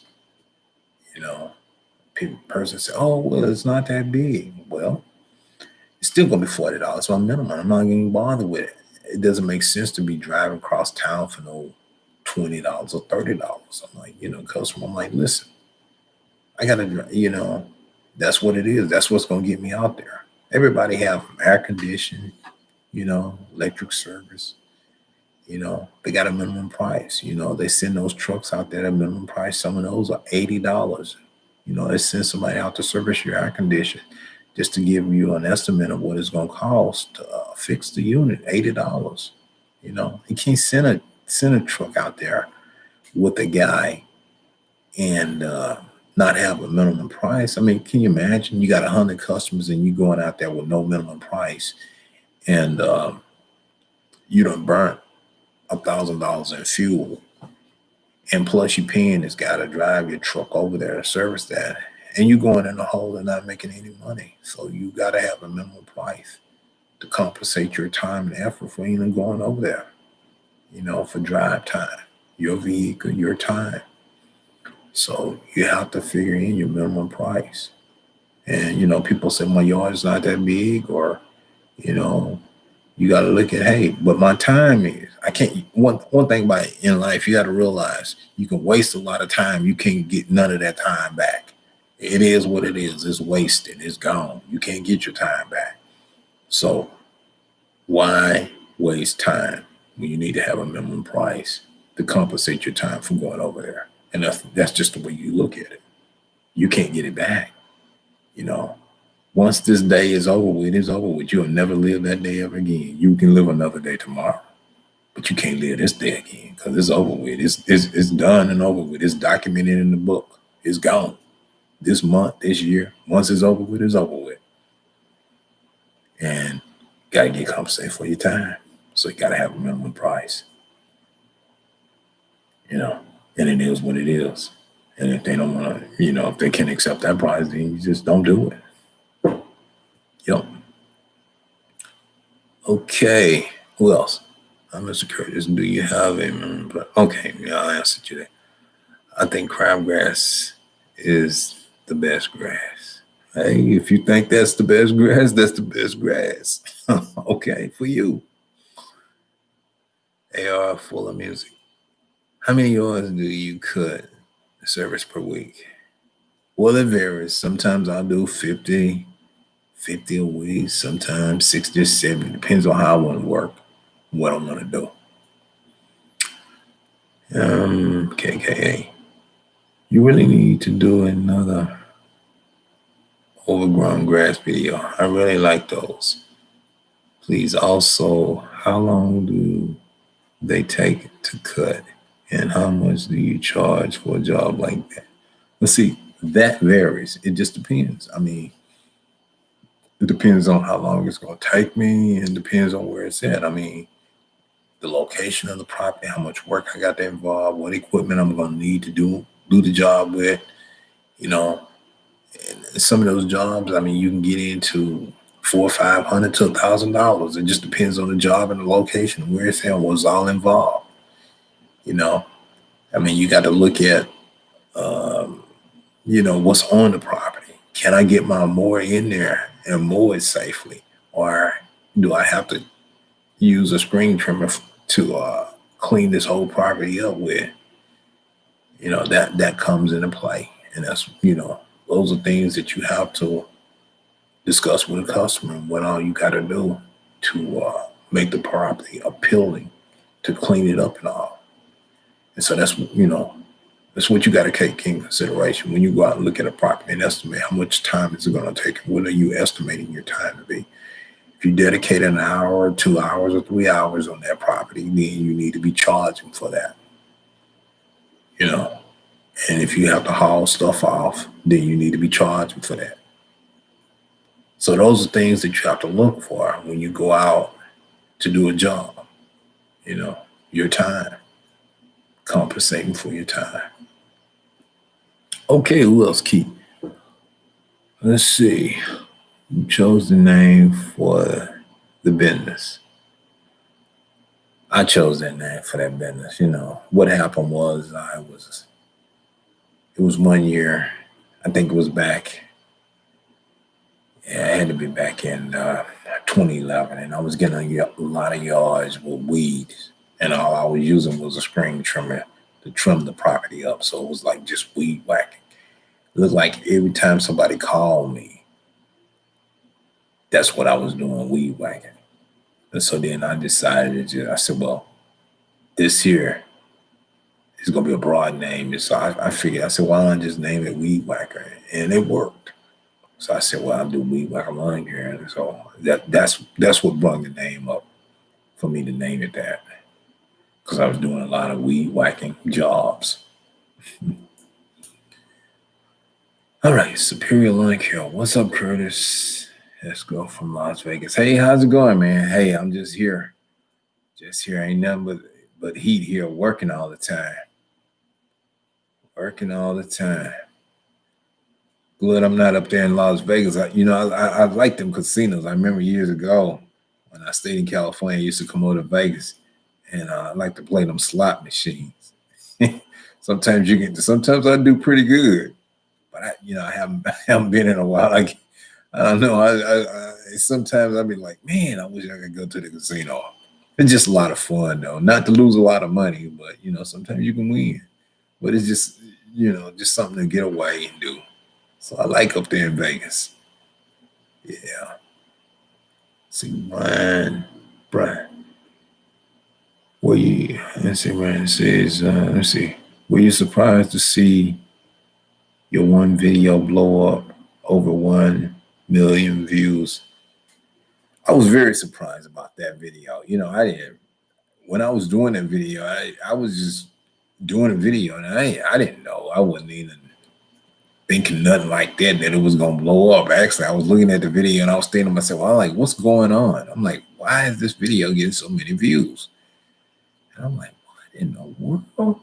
I was very surprised that it got that, because it was just a regular, me just out with the camera, just recording, and this thing blew up with over 1 million views. And I was like, what in the world? And it kind of scared me because I was like, what the world? I got scared because I was like, man, it looked like everybody, everywhere I would go. I mean, it was people like, man, it's Curtis. I'm like, what in the world? I'm like, what? Scared the crap out of me everywhere I would go, man. I'm all across Houston. It looked like everybody knew me. I couldn't go in a store. I couldn't go nowhere. I couldn't go to the mall. I was like, man, what the heck? Viral video. That scared the mess out of me. I mean, but I, no, I didn't know it was going to do 1 million views, but it did. And I tell you one thing I can say about it, it wasn't a lot of money in it, but it was for its networking, it did bring in a lot of, what can I say? Yeah, it brought in a lot of customers. It did bring in a lot of customers from that video. It did, that is a powerful tool, using on YouTube for its networking and business and bringing in, and that did bring me some customers in there. I don't know if it ever happened again, but we never know. You never know. It's just all timing. I guess that the algorithm or something other. If it clicked, you post a video at the right time, and I guess it was one of those things like it's kind of like a slot machine. You don't never know when it's gonna, but you'll never know when them bars are gonna line up, and that's kind of the way that thing went. I didn't know. Maybe that video was just in the right sequence at the right time, and it just lined up, and it just because it's all computerized. It's computerized, so that video must have lined up, and the bars hit, and it paid out. Oh, so that was good, but like I said, you never know if it ever happen again. Let's see, Ross. Thank you so much for your great videos and your great video. God bless. Hey, thank you, Carlos. Thank you. Siki, will you put the company sign on the back of your new truck? No, I don't put that on now. I don't want that. No, because what it is, a lot of people would take pictures of the sign and they would go down the street and then want me to come cut their yard. They take a picture and all. And it was like you get a bunch of customers that it was time consuming and just no, it just wasn't good. I didn't like it. So I'm like, I ain't putting no more signs on the back of my trailer. I don't want that. Mm-mm. No, you pick up any and every kind of customer that way. Customers over here, customers over there, and I would go and see them, and it was like, if sometimes it made me. I mean, I did get some good customers, but I got a lot of bad customers. Slow pay, no pay, go mow the yard. Oh, you'll get your money. I'll leave your money here. You gotta call them, and then they go across town. You driving here, driving there. I'm like, man, get there. I ain't doing that no more. I ain't with them kind of customers. And the bad thing about it, every time I go to a store or driving around town and in traffic, people calling me, and I was like, you where? Yeah, I was on the freeway and I saw your trailer there and I got your number. I stay at such and such. Can you come over here? And I'm like, no, no, no. I don't service that part of town. Oh, well, I have this in my yard is not that big and it's not that far from where you are. And no. So I didn't want that anymore. No. So no, I won't put no sign on the back of my trailer. Mm-mm. Got tired of you driving along your phone ringing too, and you're like, forget that. Okay, full music. It said, what was the name of the business when your dad had it? Oh, my dad, he just used his name. He didn't name it. He didn't, he just used his name as doing the business. He didn't really give it no name, a company name or anything. It was just his name. They just called it, Curtis. Curtis, come cut my yard. Curtis, can you come? Mr. Curtis, can you? Because I'm a junior. But that's the way it was with him. Yeah. Let's see. How do you set a price for tree trimming, mulch, extra things like that you do during the slow season? How do you set a price? Well, you just got to go out there and eyeball it, and I mean, what it is you like I say, you know how much you estimate the time that you're going to spend on a property and what it's going to take to get the job done. I'm like, you got to look at. You said, well, listen, I'm going to use an hour and a half to 2 hours, and so if I'm going to lose like an hour and a half to 2 hours of my time, versus if I mow, just say if I mow, I don't know, 2 yards, 3 yards, whatever, $50 a piece or whatever, and then you're gonna spend time on this yards and you got to do all this extra work. So if you say I'm looking at 2 hours, 3 hours, 4 hours, and you might say, well, hey, you're looking at probably about 250, $300. You want me to hedge and trim it, and you want me to do mulch. Mulch jobs can be $100, but I got to go pick the mulch up and all this and that. $100 a yard and all that. You got to figure all that stuff in for your time. You got to look at your time. Like I say, estimate how much time is it going to take for you to do the job. You know, And if you could do it figure out how to do it in a quickly manner and save you some time in doing it, then you made you some bonus money. But you got to figure, hey, I'm gonna need at least about 3 or 4 hours to do this job. You know, depending on weather conditions and traffic conditions and all this and that. You know, that's like I done a job once and it was $900, but I was gonna have to be there all day. I had to trim all the stuff and haul it all off and go to the dump and everything. You know, and okay, I quoted the job, and then after in 900 after me taking out everything, then I probably profit about $600 off of that job.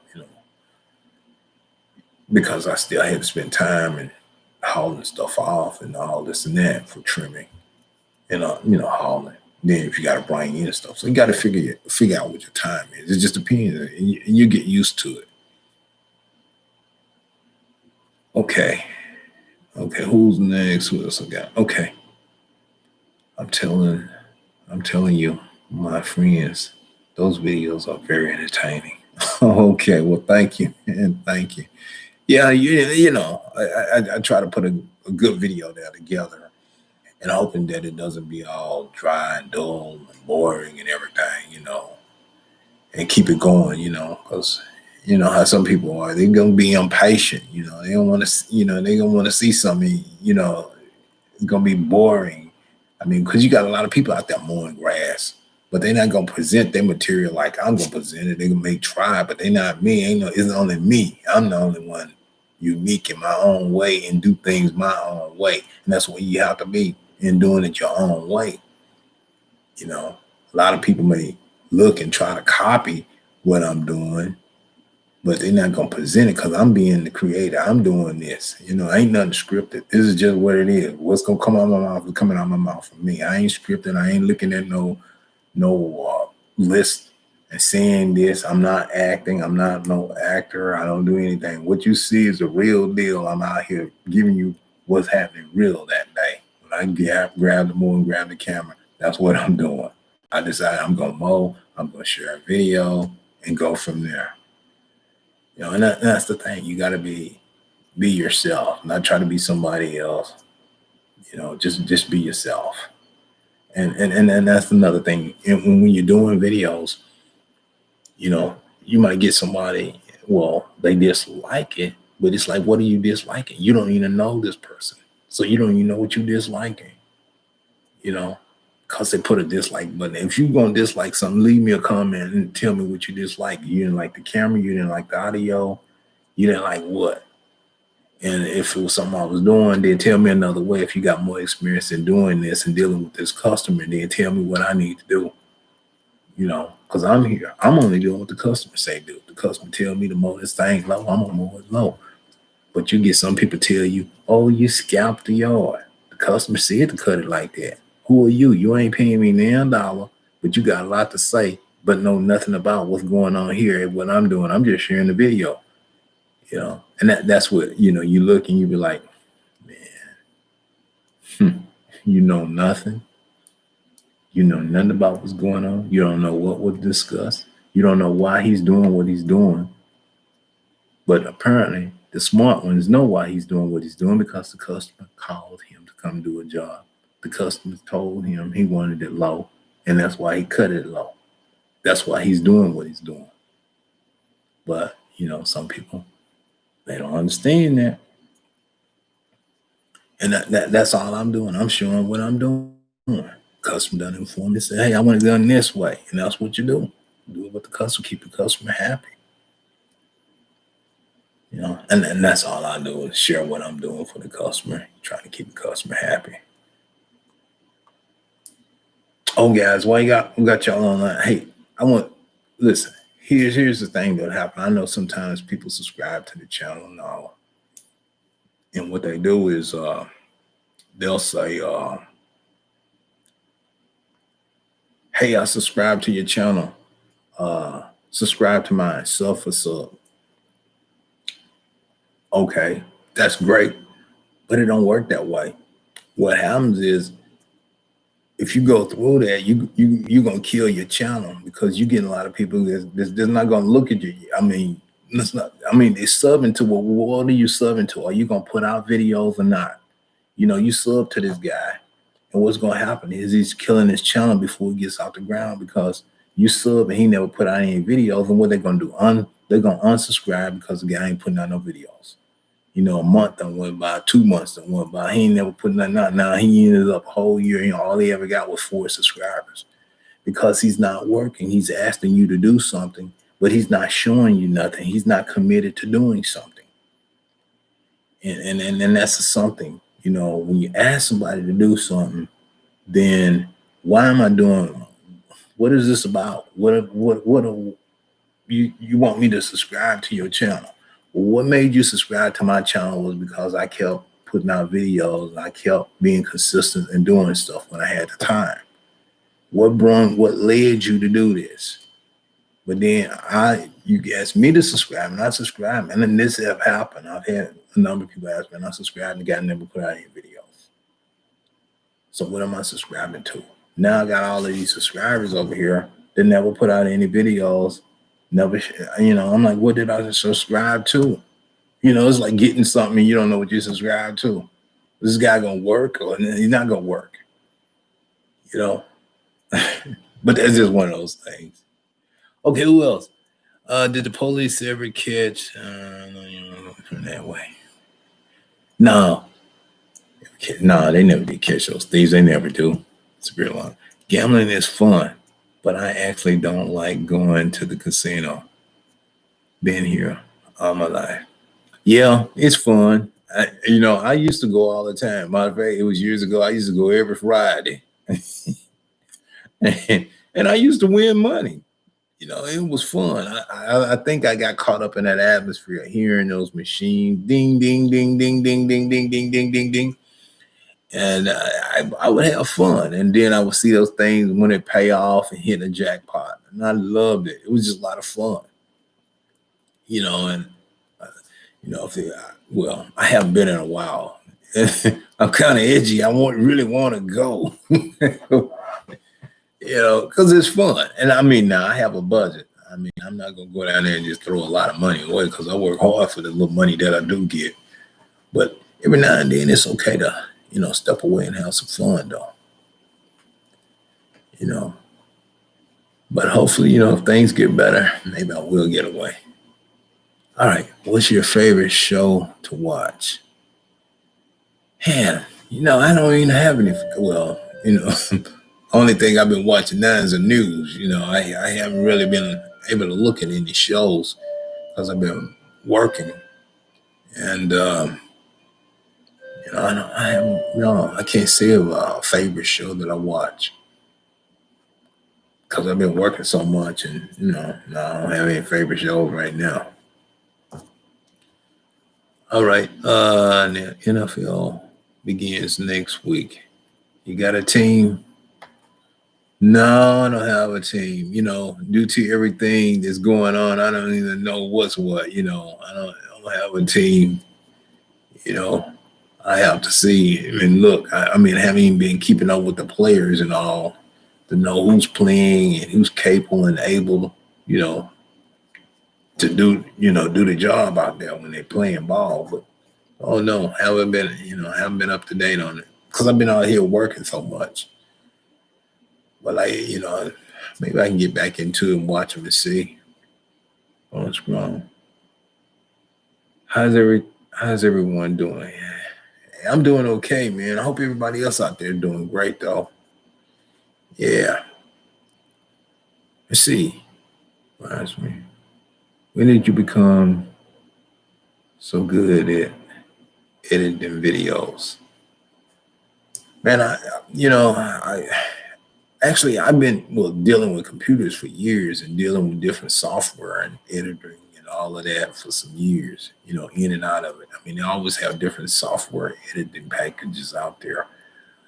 But, I've been doing it a long time and, sitting up night after night, putting this in, fixing this, cut this, put this in, paste this, do that, over and over and over and over and over. And so, anytime you keep doing something over and over, you're gonna get good with it pretty soon.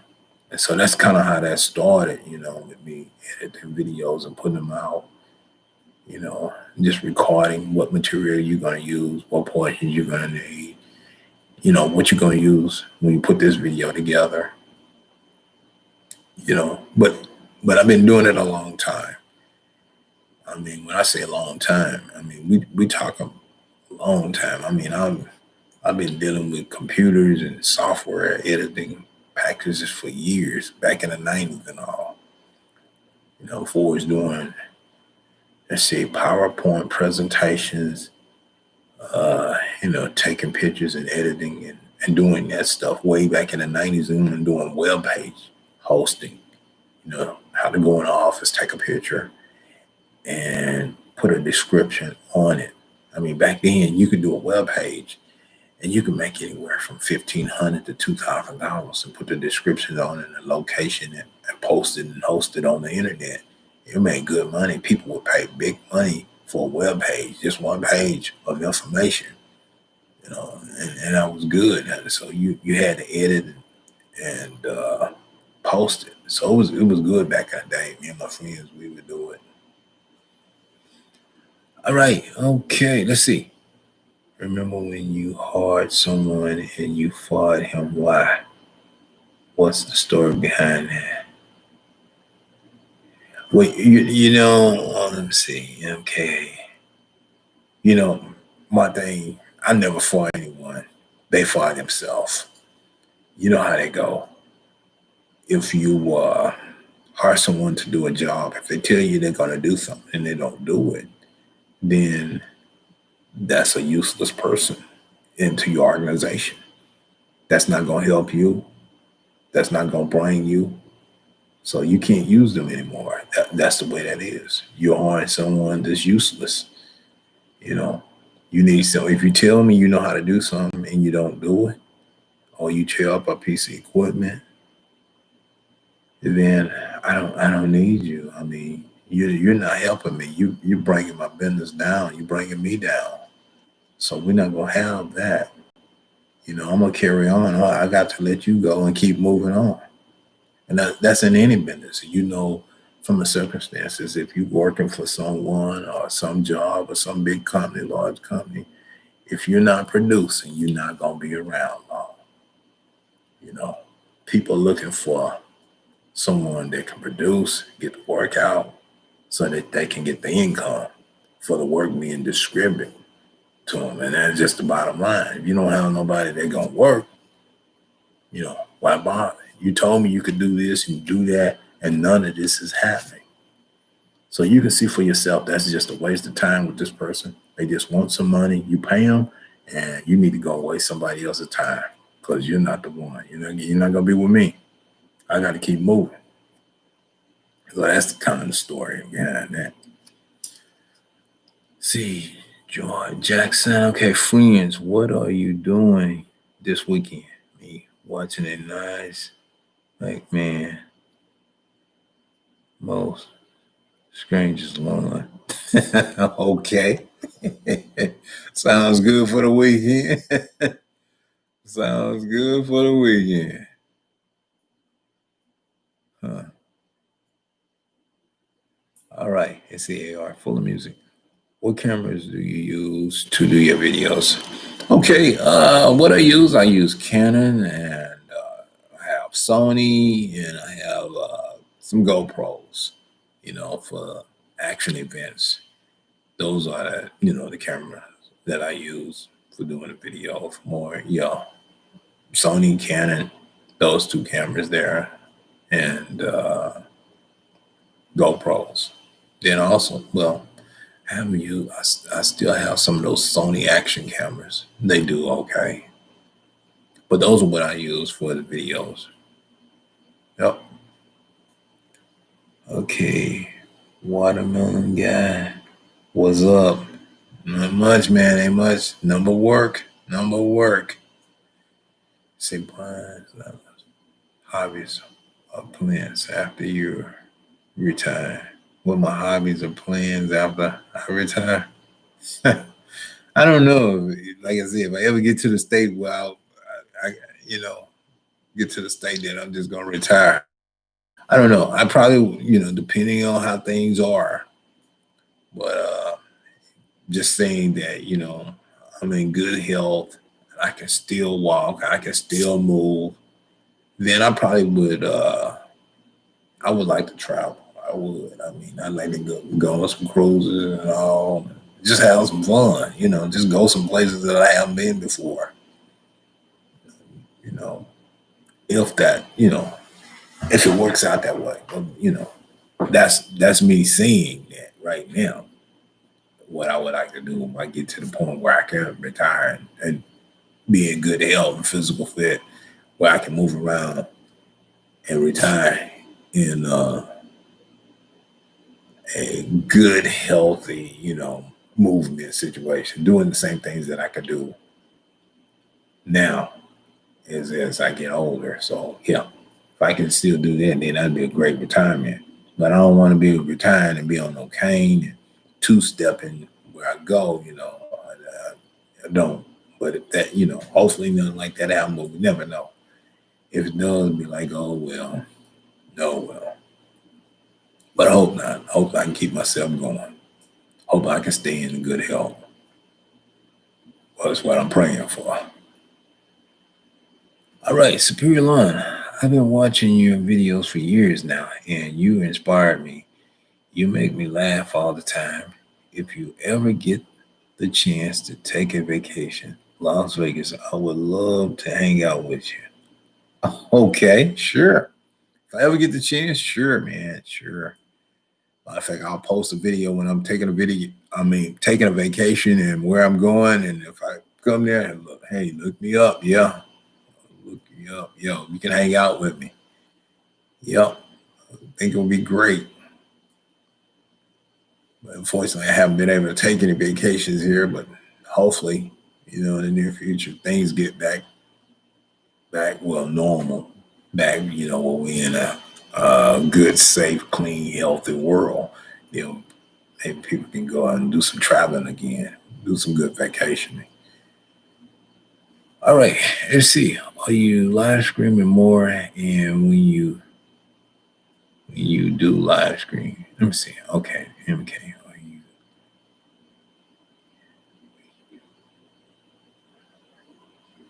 Well, actually, I'm doing more. Well, just live streaming now, during this time. I think before, I don't know. I didn't. I tried to do some live streaming before. I think sometime last year. But when I would get the time, I would try. But sometimes again, man, I'd be so busy, and I get in, I'd be exhausted. I didn't live stream, but I'm doing more live streaming now. Deal with the camera and just my setup here that I have at home. So I'll do more live streaming. Yeah, it's kind of I really like to live stream more anyway to more inter interact with some of all the subscribers, because I know a lot of people, they see me doing the videos and sometimes they leave comments and all, and I'll try to answer some of the comments and, try to get back with them and all, if I can. But I know it's kind of, as that old saying, as a new technology, the way things are now, it's good to just do more. I mean, the whole world is probably live streaming now, as most of the stuff that we see on television is a lot of live streams. If you ever notice some of these talk shows, they're at home live streaming. They got the big thing with the Zoom and all of that with some of these companies. So basically, everything is going to start going live stream. I mean, you look at the schools, they're doing live stream. The teacher is going live. So due to the technology, like I say, a lot of stuff is going to be moving towards this way because people, it's too dangerous to be going out interacting with people. But if you got something where you can live stream and talk to someone and get educated more that way, this is going to be the way of the future. A lot of people are going to be doing more of this. And so, like I say, you got to stay on top of this technology to be abreast of what's going on out here. You're going to be left behind in time if you're not, hey, keeping up with the new time of things. And this is what it is. We're going live stream. You got to do more live streams. And that's what I'm going to try to do more live streams here. Because that's the wave of the future. You know, just think by live streaming how many people you can touch and meet in one location. I'm here in Texas, and there's people all over the world I'm meeting and talking to by me doing this live stream. I mean, never before, but we can do it now. And that's a great thing. That's great to have, and we come a long way. So, but look at us now. Okay, let's see. Well, that's a period line. I've been okay, let's see. We don't let you for years. Okay, got that. Are you? Yep. KR. Hey, Curtis, just wanted to wish you a happy night and hope you have a good weekend. Hey, thank you. Thank you, KR. Yeah, you too, man. Hope you have a good night and a good weekend. Yeah, because tomorrow, it's Friday. Gotta get up moving in the morning now. Okay, Be Strong 276. Did you get any certifications in IT like A plus, or what did you self-taught? OG? No, what I did, I went to college. I got my 4-year degree in electrical engineering, and then I went to work for different companies. Like my first job out of college, I went was with GE working on a flight simulator at a Air Force base. It was a 21 cabinet mainframe, so I went from there, and then I started working in computer companies like Dell. I worked for Dell. I worked at IBM. Worked at Apple. Worked at Compaq Computers. Worked at NASA. Just worked all around. I worked at AT&T out in New Jersey.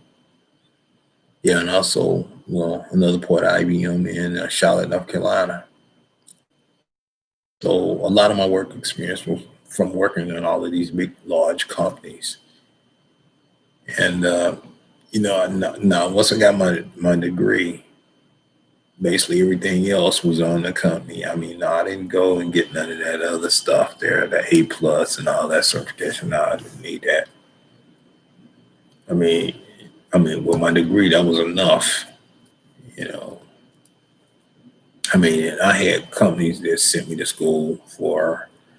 Let me see what I went. One company paid me. Yeah, it was Wheeltail, which Sprint bought them out. But they was paying me to go and learn Unix. So yeah, I went to school for Unix operating system programming in that.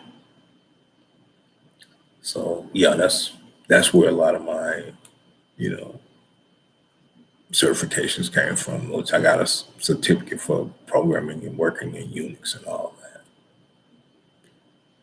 But, okay, I would love to have a cold real with you. Okay, sure. All righty. Okay, Superior Line. All right, Curtis. I'll talk to you later. Got the pool. Okay, I'm go to sleep. I got you, man. Hey, I know I'm gonna have to do that myself here. Yeah, I got a big day tomorrow, and I understand. But have a good night, then. Have a good day tomorrow. Take care. All right. MC Scott Lunker. Laura from Scott Lunker asked, "How do you have such a awesome mustache?" No, seriously, do you accept electronic payments for your lawn care? And if so, but what methods? Yeah, I use PayPal, got that set up, for online payments, for paying, and that goes through my web page and all where customers can go, out there and pay, everything, use your cell phone and pay me online. But that's where I got that set up for my electronic payments and all. MKA, what kind of vehicles do you have, and do you like the vehicles you have? Let me see what all I got. I got a,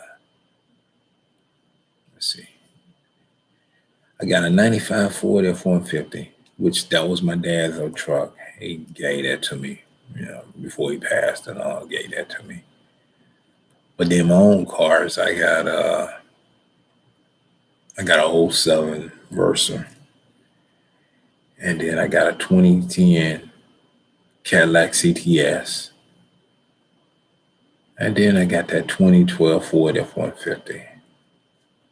Yeah, my Cadillac, well, I bought them all new. And my Cadillac, well, I thought I was going to be doing some traveling when I bought that car, but everything changed. And I didn't really get to drive the car. I mean, it's sitting in the garage with only 10,000 miles on it. It's a 2010. So I, I enjoyed it at the time that I did drive it, but I ain't drove it none. Matter of fact, I ain't went nowhere. Only place that car ever goes, maybe to a funeral, or I'll back it out of the garage and carry it and get it inspected, and that's about it. But I well, when I did drive it, I did enjoy the Cadillac. But the one that I enjoy the most is that Ford F-150. I love that thing. That thing there is more comfortable than the car. I mean, it's comfortable than the Cadillac. I don't know what it is. I can explain it. But that Ford F-150 is, oh, man. And I guess one reason why I say that, because I've taken the Cadillac cross country, and I've taken the Ford F-150 cross country. And I mean, I'm driving all day and night, sun up, sun down. And that Ford F-150, I don't get tired. It just sit there and rock and roll. And I'm more comfortable in that truck, I guess, because it's sitting up, the seats or something other. But the other one, the car is sitting down, it's Cadillac, but it's great, but it ain't as comfortable as that Ford F-150. I can't explain it, but I'm more comfortable in that truck. I mean, that thing, and I used to, I done had Chevrolet trucks and everything, but I got that Ford. I don't know. I can't explain it. I just like that truck, the comfort in the truck. I mean, it just rides good to me. And I mean, the thing is like more durable. I mean, I used to look at the commercials on how they would test these trucks and running them, and I tried some of that stuff with my truck, and the thing held up. I mean, it was like, I'm like, dang it. I was like, Ford built a good truck. It's tough. As they say, Ford tough. They meant Ford tough. That's a good truck. Okay, let's see. Okay, what kind of let's see. How's the F-150 go out? What do you dislike about the F-150? It ain't nothing I dislike about it. I love that thing, man. Love it. Matter of fact, I think about getting another one. I mean, I'm looking at that at 2021. And I haven't seen them. I've seen some previews out on YouTube of it, but I don't know. One time I thought about a F-250, but I don't know. I don't know yet. I really like it, but I don't know. I see that new one. I don't know. I don't know. I'm afraid to go to the lot. I may end up getting one. I don't know though. I just like them though. Like them Ford F-150. They just good. I mean, it's never been so enjoyable anything than that Ford truck. I mean, man, those things are fun. Let's see, Joshua. Hold on. Hey, Curtis. Enjoyed your videos. I have issues weed eating in the corner where my vinyl fence meets the fence post. I always get scrabbles in those corners that I just can't get. Any advice? Well, if it's a vinyl fence, what I would do is, I wouldn't, using the screen trimmer, you could actually damage that fence. So what I would do is I probably would just put some weed and grass killer in those areas that I'm not able to get to. Just spray some of that around in those areas so that you don't damage that that vinyl fence, just to be on the safe side, because you can put a hole in that thing, but that thing turn it around. So that's basically what I would do to keep from tearing up anything. Just spray it down. A little weed grass kill in the areas that you can't get the weed eater in and not damage anything.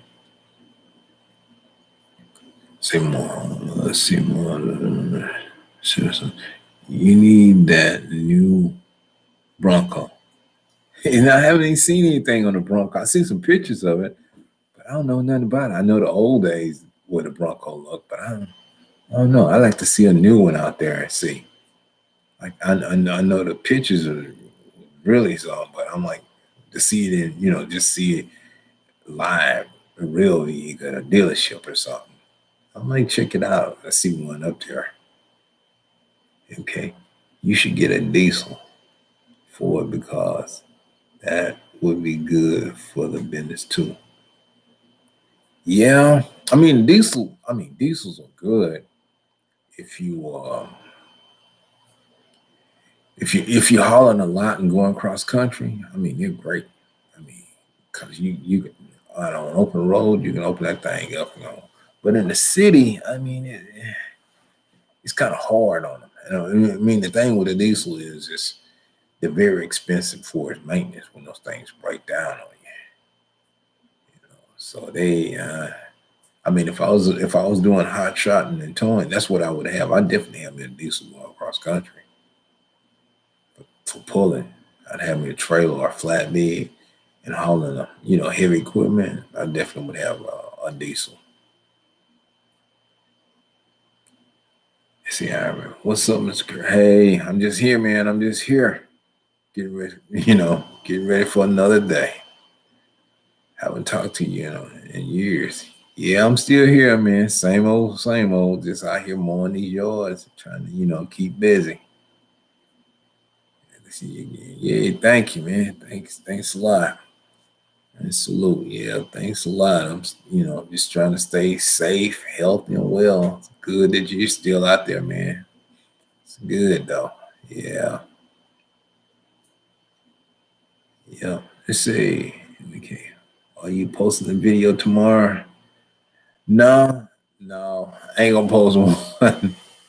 No, no, I didn't get a chance really today. I got caught off in a situation where it was raining and everything, so I didn't really even record anything today. I had my camera with me. I was intending to record, but then I was like, well, it's done started raining, so this ain't gonna be good. So I'm like, I ain't gonna waste no time. So I said I'm gonna go and finish these yards up and get out of here. So no, I didn't have a good day because it was raining off and on, so I wasn't gonna be able to post anything. But hopefully, I get a chance when the weather's good and I can post some more stuff there. Let's see, last time we talked, it was about the commentary story a couple years back. Don't know if you remember. Let me see. Last time we talked. I probably don't, man. I've been doing so much. I don't know. It's been a while. Austin Brown, hello. Hey, Curtis. Hey, Brian. Austin. Hey, how y'all doing? Austin Brown. Hey, man, remember me? Austin Brown. It's been a while. It's been a while, man. I guess it's been a while for me. I haven't been on, I've been, trying to screen some this year, but I've been so busy running. Let's see. It rained heavy here in the DFW. Oh, yeah? Wow. Yeah, I mean, we got some showers here today, so that kind of thrown me off when I was out mowing. Maybe, do you prefer edging or trimming? Do I prefer the edge for edging or the trimmer?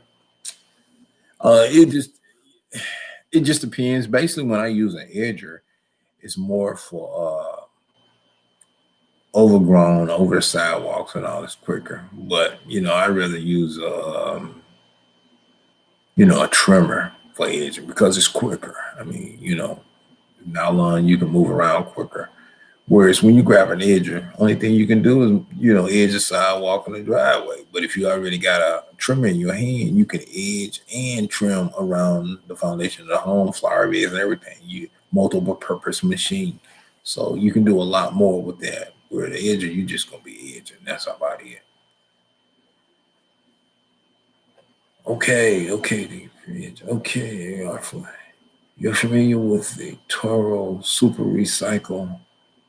Is that a good home on a mower? Yeah, I'm familiar with it. Matter of fact, I know some customers that have one, and I mean, it'll do the job. I mean, it's more of a, it's. I mean, it'll do the. Well, what I want to say, it'll do the job. It's a low end mower, and it will do the job. So it is good at home. It's good at home. I know some people try to take it and run it for commercial use, but it ain't good for that. But it's good for at home. It is a good little machine for using at home. I would definitely say. A couple of days ago, they said, Austin Brown, we used to be in the climb together. Right, okay. Okay, Curtis, what I'll say about,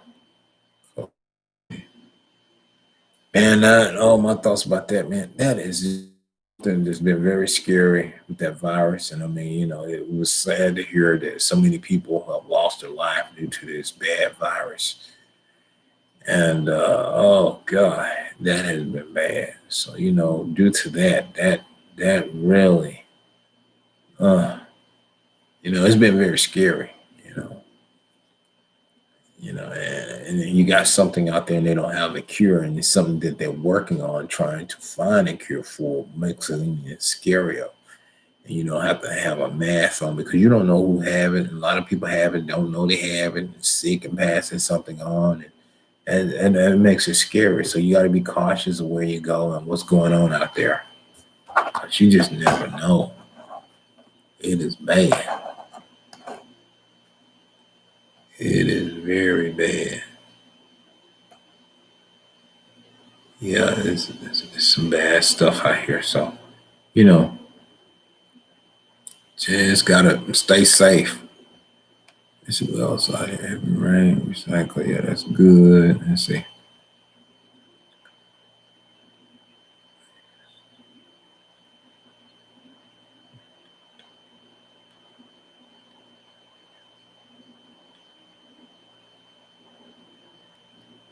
Okay.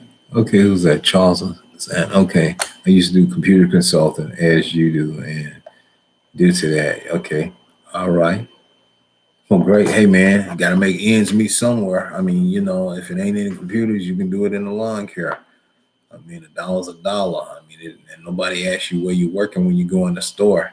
All they care about is they bring some more money in here. So if it takes lawn care, computer work, whatever it is, truck driving, whatever it is, a dollar's a dollar. If it can, keep the bills paid. That's what it's about, though. Hey, I'm sorry, the job ended, but those things happen. A lot of people have lost their jobs due to this virus situation here.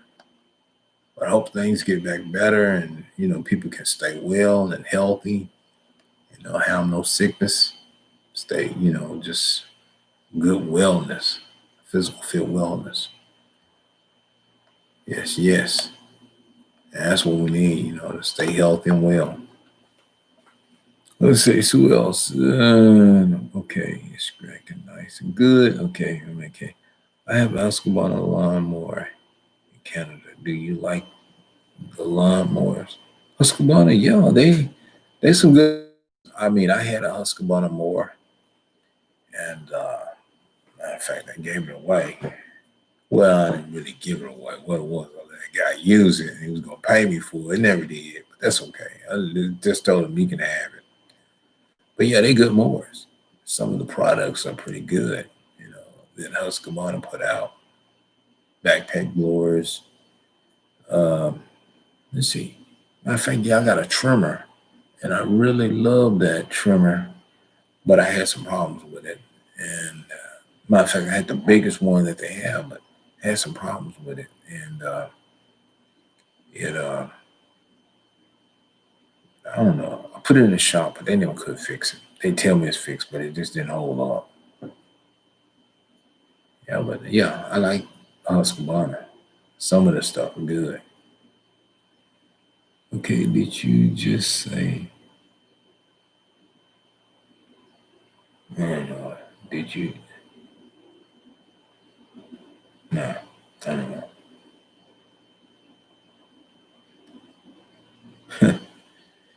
Oh, okay. You say the trolls are out late tonight? Oh, okay.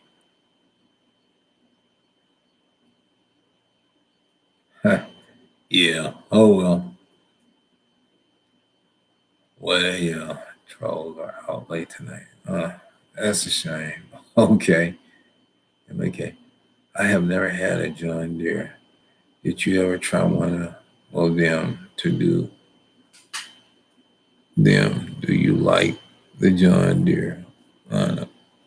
No, I've never tried any John Deere equipment. No, I don't. I've seen them around, but I've never tried them. Never really looked at any of them or looked into purchasing any of the John Deere equipment. I don't, I mean, some of them look pretty good. I don't know how good they are. Like I said again, some of them use the same engines, but they just fabricate their own metal and stuff and put the same Kawasaki coal engine on them. They may some of them may be pretty good. I don't know. Yeah. Let's see, copyright or EFI. Uh, well, I like the EFI engine. It's good. You don't have to choke them or anything. Fuel efficient engine. I like to have, but that gets up into the bigger engines where you can get the EFI. And some of the smaller ones where they're gonna have, put the carburetor on those. Yeah, but those are good.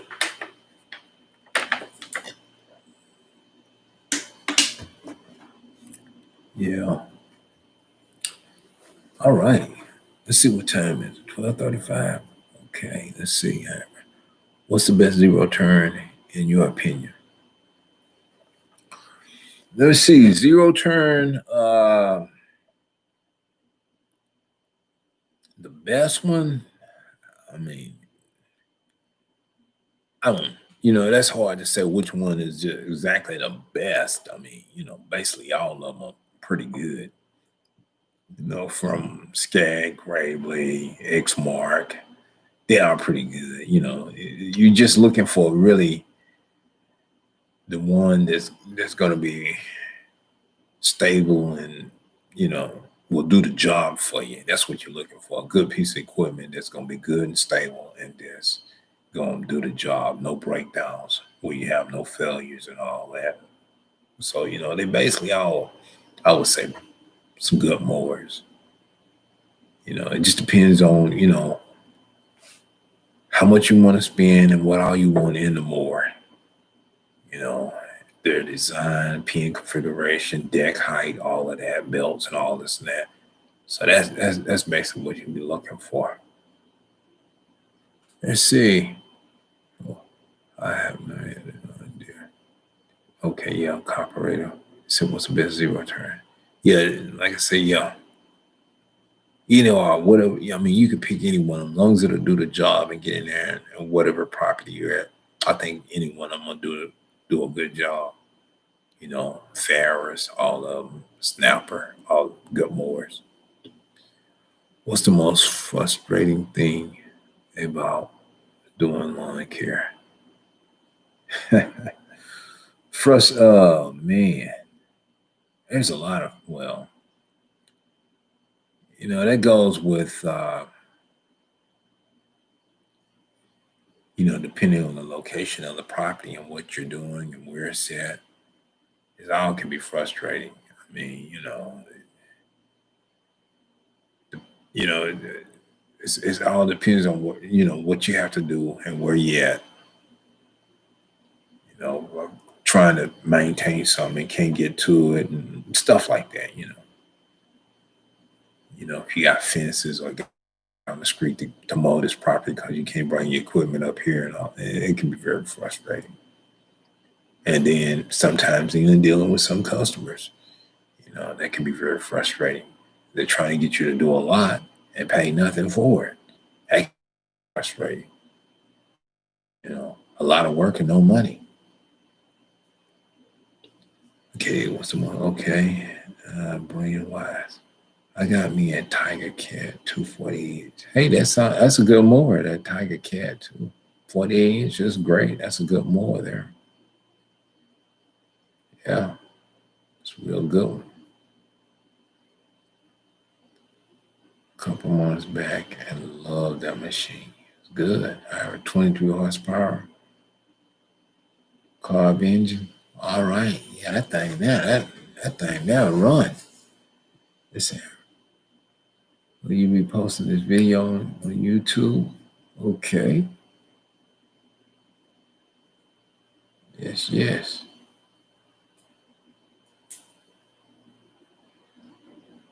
Yes, it's a pretty nice machine. Okay.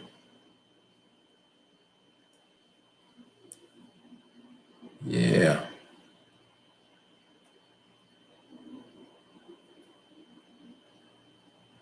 Alrighty. Oh, see how long I've been out here, y'all? It's 3 hours 51. Wow. It's been a long live screen here. Pretty nice machine. All right, yeah, man. Oh man, 1240. Shit, yeah, y'all. Hey, I've enjoyed it, but I'm finna get out of here. I know I gotta lay down because I gotta get right back up about 6 o'clock. I gotta get up and get ready to get myself ready to do some lawns at tomorrow. Yeah, so yeah, I'm just saying good night there. Aaron, yeah. Have a good one, yeah. Have a good one, good weekend too. Be safe, take care. Yeah, man. Stay safe out there, man. Yeah, I'm gonna get out of here. I didn't realize that. I'm looking at 12:40. I said, yeah, I better get out of here and carry myself to bed so I can get up in the morning here. But yeah, I enjoyed it, y'all. I enjoyed it. And hopefully I'll do it again. I'll do another live screen here. Yeah, I'll get in and I'll do another one. But yeah, tell everybody y'all have a good night then. Y'all have a good weekend. Yeah. Yeah, because it's done got late and I know I'll be here. Be here. I know I got to get up and do some work in the morning. Y'all take care. I'm going to sign out of here and have a good one. Y'all take care now. And like I said, I'll see y'all again. So I'm gonna end this live chat now. Yeah, this stream here. I'm gonna end it. Take care.